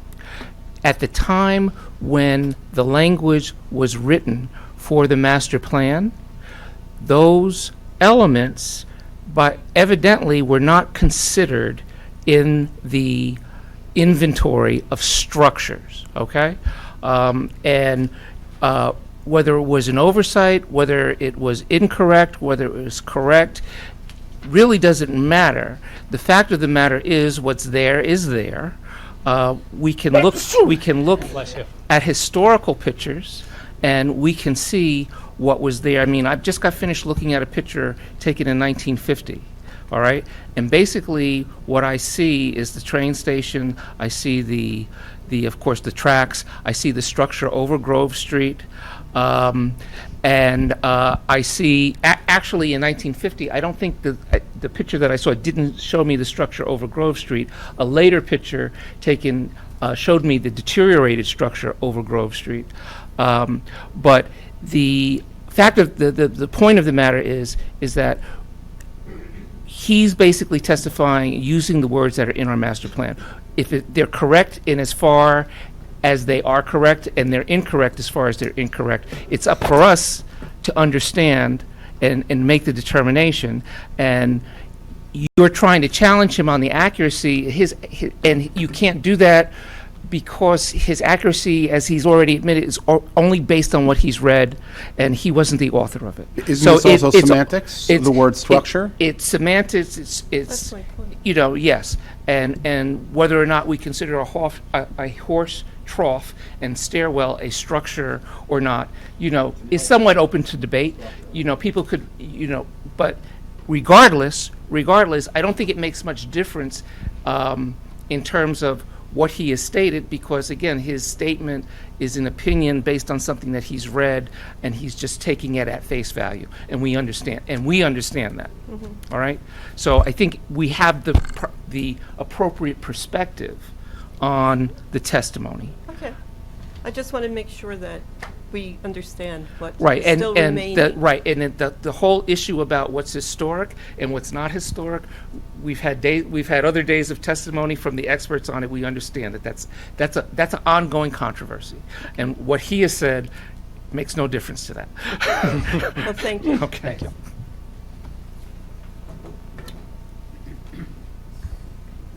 Frank Rabacki, 398 Upper Mountain Avenue. Let me start with some technical stuff. Going back to your testimony on the Lackawanna Plaza parking, whether it's front yard, I don't understand what the building being used to determine the front yard or not front yard is, only because the entrance to the restaurant faces Bloomfield Avenue. So, and the only exit or entrance on Lackawanna Plaza is the fire exit. Okay, this was discussed earlier, but I'll show you. The front yard parking, the front yard area is determined on the front yard building line that is closest to the street line, and that is the train station building line here, as I'm pointing out to. If I could interrupt you for 1 second. Sure. I understand the Bloomfield Avenue Yeah. main lot front yard parking issue. Yes. My question is about Lackawanna Plaza. Okay. The front yard building line on Lackawanna Plaza, as was previously discussed, is this building line which almost abuts the right-of-way line. It's close. And if you follow that parallel, But that's not the front yard. it is along Lackawanna Plaza. Wouldn't that be the side yard? No, No, it's the front yard. Why? because it's on a street. Because it's on a corner? Yeah. Or even Has- through lots. There are other Okay. through lots that are in the middle that have two fronts on the front and back side of the lot. Okay. And you testified that the parking is a benefit, front yard parking is a benefit. To have valet parking, is that a front? Well, with regards to the front yard parking variance, what I said was, one, that it already exists. Two, we're reducing the existing non-conforming condition. And three, that the realignment of the front yard parking area in terms of the drive aisle lanes, in terms of the additional entrance on Grove, the reconfiguration of the entrance on Bloomfield, the additional landscaping, the historic elements, the design elements using the stanchion, the horse trough area there, the new bus stop, the historic themed lights on I Bloomfield. understand. That was the context. Okay, forgetting the historic stuff, Yeah. what I don't understand about how this is a positive is from the front yard, Bloomfield Avenue, main lot, you're putting in valet parking. You're reducing the amount of, you're actually increasing the amount of asphalt in the front yard, not decreasing the amount of asphalt in the front yard. So how does that become, from a front yard variance point of view, how does that become rolled up into a positive? Well, I don't think it's substantially different in terms of the. No, but you said it was an improvement. It is an improvement from the standpoint of, one, we're reducing the existing non-conforming condition. Instead of 90 spaces being in that front yard, there are going to be 83. Second, we're enhancing the streetscape and the surrounding area there with the landscaping and the design elements that I mentioned. Third, as has been previously testified to by our other professionals as well, is that the proposed circulation pattern with the new ingress and egress driveway on Grove and the realigned driveway on Bloomfield Avenue is an overall improvement. Can I ask you, strictly from the front yard point of view, Yeah. is there more asphalt or less asphalt in the front yard? It's relatively the same, perhaps a little bit less. I don't have the exact number on me, but there's no substantial difference in terms, if you look at, Could you show the existing condition? I can show you the existing condition. Okay. And there you are. Okay. And you're saying that is the same amount of asphalt as that currently is going to go in there in the front yard? I didn't say it was the same amount of asphalt. Substantially the same? I said it's generally similar, yes. Okay. But at the same time, I also pointed out the improvements that I believe to the site ingress and egress driveways, as well as the circulation drive aisles and the design elements as well, all of which should be taken into account. Can we go back to the site improvements as far as the egress and ingress? Sure. You keep citing? Yes. Okay, and basically what you have here. Do you need this? No, the handheld mic. Oh, well, here, you want to take the handheld mic Yes, and I'll please. be here? Okay. Egress, ingress is basically all consolidated in the southwest quadrant here.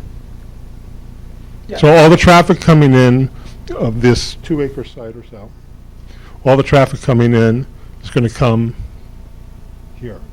And that's an improvement? Well, right now you have one driveway, just one. Yes, for 100 spaces. You have 2 driveways for 200 spaces. And that's appropriate in terms of No, circulation. well, no, I understand. But, okay, it's appropriate, but I'm not saying it's improvement. And it's also, Okay. the driveway was moved further west away from the intersection, so it's also improved safety. And that, I'm glad you said that, because I don't understand that part. You have, I understand crossing a double yellow line to make a left turn. What I don't understand is crossing a painted median to make a left turn is illegal, as far as I understand, in New Jersey. I don't know that that's true or not. Okay, well then, I'm just saying, it's a painted median here. The other thing I don't understand is you testified and so did another expert tonight, that it was possible to make a left turn here? I didn't say that. I never provided that testimony. You didn't, but Well, you... I can't address his No, testimony. I haven't finished, but you talked about the advantages of the ingress and egresses of both sites. I mentioned. You mentioned both sites. Yes, didn't I you? did, and I'm Okay. about to explain. I mentioned the ingress and egress here. I also mentioned this egress driveway, because if you look right now at the current situation, you have What's the egress? this driveway, which is not aligned with the intersection and creates a rather awkward entry and exit. Did you read the 2005 subdivision report this board issued on this property? No, I did not. Okay, so I don't think you should talk about that driveway. Why not? It's there. Because there's information you're not providing that's relevant to your point, that actually undercuts your point. But besides that, they'll interpret that. But anyway, getting back to how the ingress and egress here.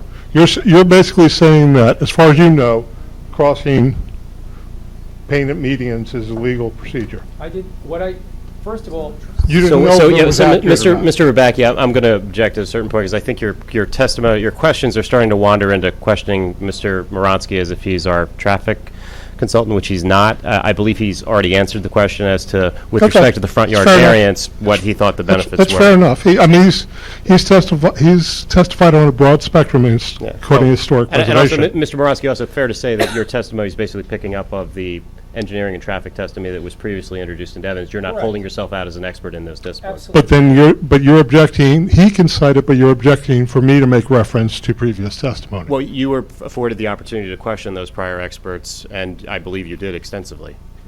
But he can make commentary based on their testimony. Okay, so let's go back to their testimony. I got nothing but time. No, So- you can't go back to their testimony. No, I'm going back to You their can talk tele- about his testimony. I'm talking about his testimony about their testimony, which everybody seems to agree is. But we don't have anything but time. We want to keep to some, very pertinent questions here. They are So pertinent. please, They are- so please. I'm not going to. You read Mr. Bedford's report, Dr. Bedford's report. Dr. Bedford, did you read in the report that he indicated that most of the historic fabric is extant? And we might need a microphone for Mr. Moronsky. Yeah. Thank you. I don't know how you guys want to work that. You but- know what? No, it's fine. I'll go here. I'll go here. So I don't Thanks, understand the Rich. Yeah, bring it contradiction over. between No. your citing the expert who says it's extant, and you're testifying that it's not. Oh, thanks. So could you clarify his- that? His testimony and mine, based on the planning document that is the historic preservation element. No, I'm not talking about the No, elevator. I know, I I'm not understand that, talking but about I'm the talking element. about the context of my testimony, okay? I'm talking about your citation. Let's focus. Let's focus on Dr. Bedford's Let him ask testimony. a question, and then- Yeah, I'm not going to, you I guys don't have to- care about the master plan. I really don't. But you have to take turns, because, But I'm asking the questions. and he was responding. You have to let him respond. Okay, fair enough. That's all. I will And let him he respond. also has to let you ask your Okay. question. Actually, He can't interrupt you. Can you rephrase the question, because Yes, I lost please. it? Thank you. I'm sorry. You want me to restate the question? Could you? Please. Yes. You quoted Dr. Bedford report Yes, as a source of your information. one of the sources, yes. Yes, a source of, Yes. this is going to go slowly. Dr. Bedford indicated that, an expert for the applicant indicated that most of the historic fabric was extant. Your indicated- interpretation is that it's not He indicated, Well, wait, click hard. When you say extent, you mean? existing. Dr. Bedford testified that No, his report. so in his report, you're suggesting that the report indicated that there was an elimination of certain historic structures associated with the mall. Is that what you're No, suggesting? I'm just saying, he said the historic fabric was what he- extant. Well, With wait, regards- hold on. So what exactly in what his are you report are you citing to? Because I'm not sure now. I'm citing his report where he said most of the historic fabric was extant. I don't know that I don't think that's a said quote. I don't think that's a quote from his report. It's your expert. Well, yeah, but I don't have his report. I don't have a photographic memory Okay. yet. But you may. So please tell me. What did he say? He said, Or if you. Well, we need to get to a question, too. that So, was the question. The question But you- was, but the you're- report, okay, Yeah. let's start again, everybody. Well, no, I heard your quote, but I disagree. Did I you disagree. understand my question? I disagree that that's a quote from his report, so I didn't get a don't know what question- you're asking yeah. us. I didn't get a question on that. My apologies, Okay, Mr. let me- Rebag. I let me did do it not- again. I- He quoted Dr. Bedford's report as a source of him arriving at his interpretation. Dr. Bedford's report said that most of the historic fabric was extant. Do you Not agree say with that? And I'm actually looking, the quote I said here was that Dr. Bedford reviewed the criteria in his report, and when viewed in context of regulations, quote, compels a conclusion that demolition of the interior mall is not violative of either historic preservation principles or requirements. That's fine, but would you go to the part where he talks about extent? Find extent in his report, and you will find the quote I'm talking about. So I think it's on the last page, or in the previous page. I don't have a photographic memory, but it was a notably interesting comment. Third paragraph from the bottom on the last page. I can't even find this report.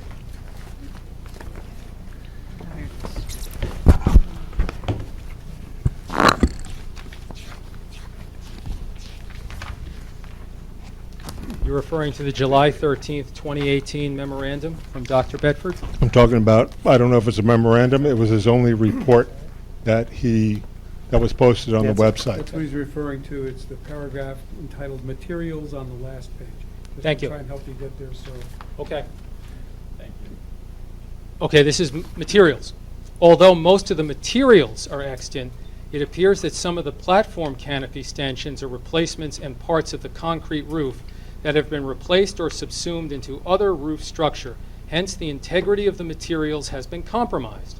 The addition of the modern storefronts and coating on the concrete diminish any sense of the materials. And of course, it should also be noted that in that section, he goes through these criteria by saying the following is a brief examination of the aforementioned characteristics as applied to the remnants of the platform canopy. So he wasn't speaking about the whole site or anything other than the remnants of the platform canopies, which may have been the source of the Question confusion. was about that particular section. Yeah. So, okay. So what's the What was question? the question? This is really. He said that. He just This is read really it. hysterical. If that was the question, No, if the I question can't take it was- anymore. I'm not asking the question anymore. Okay. I'm not. I really can't do this anymore. I'm going to leave that one alone.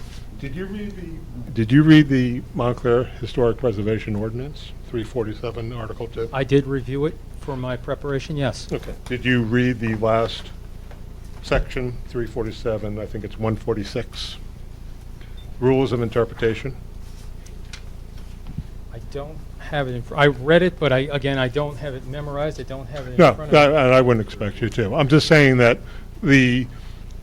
when we wrote it and we passed it and we made it law in this town, we had the foresight to add that clause in there, which basically says, this is all going to get confusing 10, 20, 30 years down the road, and this is how we should look at it. And what it says is that we should be interpreting this ordinance liberally to further the objectives of the ordinance, the purpose and the objectives. I'm paraphrasing, that's not the actual verbiage. But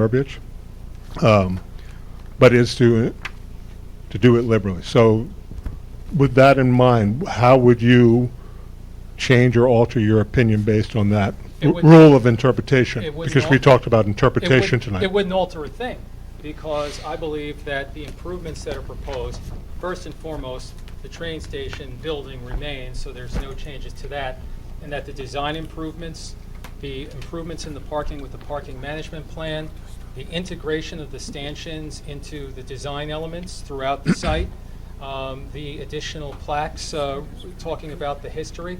I think all these elements you could interpret liberally, broadly, to show that what is being proposed here is an enhancement, not just to the overall site development in terms of a mixed-use development, but also bringing further attention, bringing greater notice that this is the location of the Montclair train station, which is on the historic register.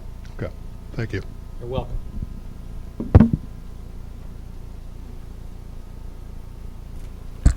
Other questions from the public? Can I ask a question? It seemed to, it seemed to come up a couple of times whether it's legal or not to make a left-hand turn going over the cross-striped yellow medium into the parking lot in the new entrance that is there. Actually, I think in New Jersey that it is legal Well, to is it cross, or isn't? I to think cross we double need yellow an lines. affirmative. I think it is. Mr. Webb's nodding his head. It might It be is. helpful to have him, Okay, I just wanted to make sure, because that would muddy the or waters, wouldn't Mr. it? Troutner can represent his thumbs up. Yes.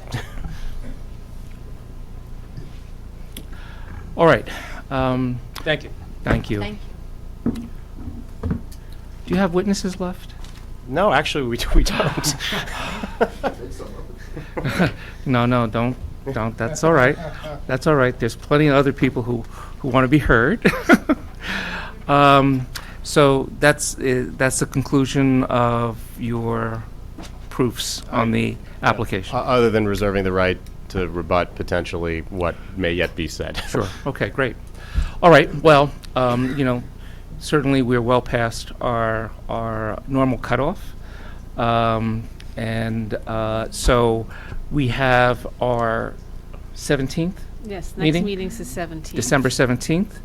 And at that time, we will definitely get to the objectors. Objectors and public comment, do you think? I said we would definitely get to the objectors. Okay? So they don't sum up? After. They don't sum up before the No, objection? once everybody's heard, then the objectors will have an opportunity to sum up. The public will have an opportunity to give its opinion. And then, as in all matters, whether you're the plaintiff or you're the applicant, or when it's your petition, you get the last word. And you get to sum up. And then we get to figure out what to do with everything. So we'll definitely get to objectors, depending on how long that takes.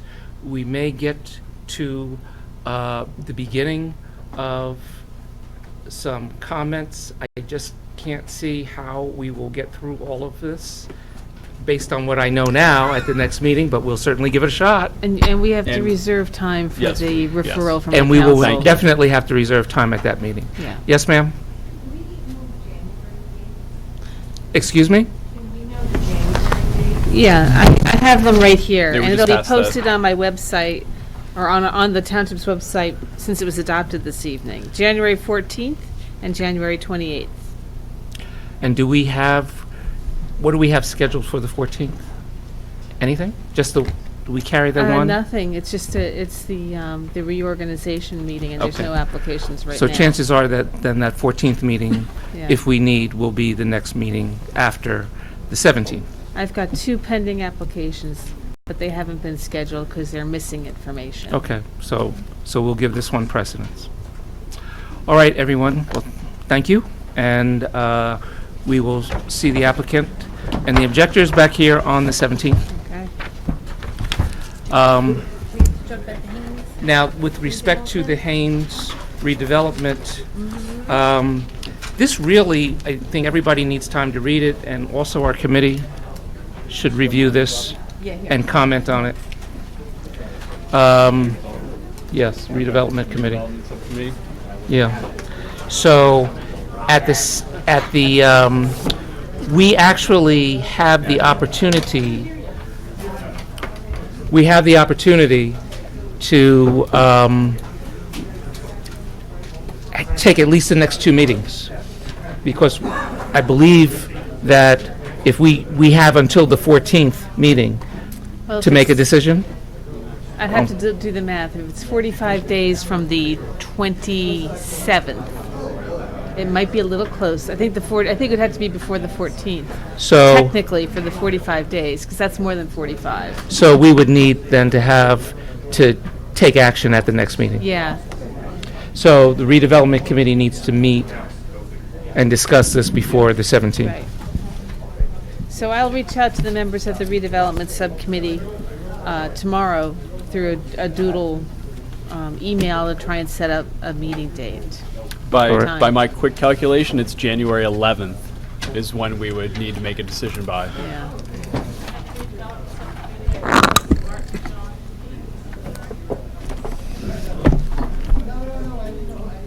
It's, yes, Martin, John, and you. Okay, and at the same time, I know the Personnel Committee is going to be meeting to talk about personnel. We had to do a couple of RFPs, okay? Are we going to address that during the reorganization meeting? No, I want to do that on the 17th You do it on as well. 17th? Okay. So that... So they can start on January 1? Yes, so we I'm got- fine with that. I just want to make sure We may everybody... not have a final decision on the board engineer because we've got 7 proposals to go through, but Tom has offered to continue in his capacity until we make a final decision on our new board engineer.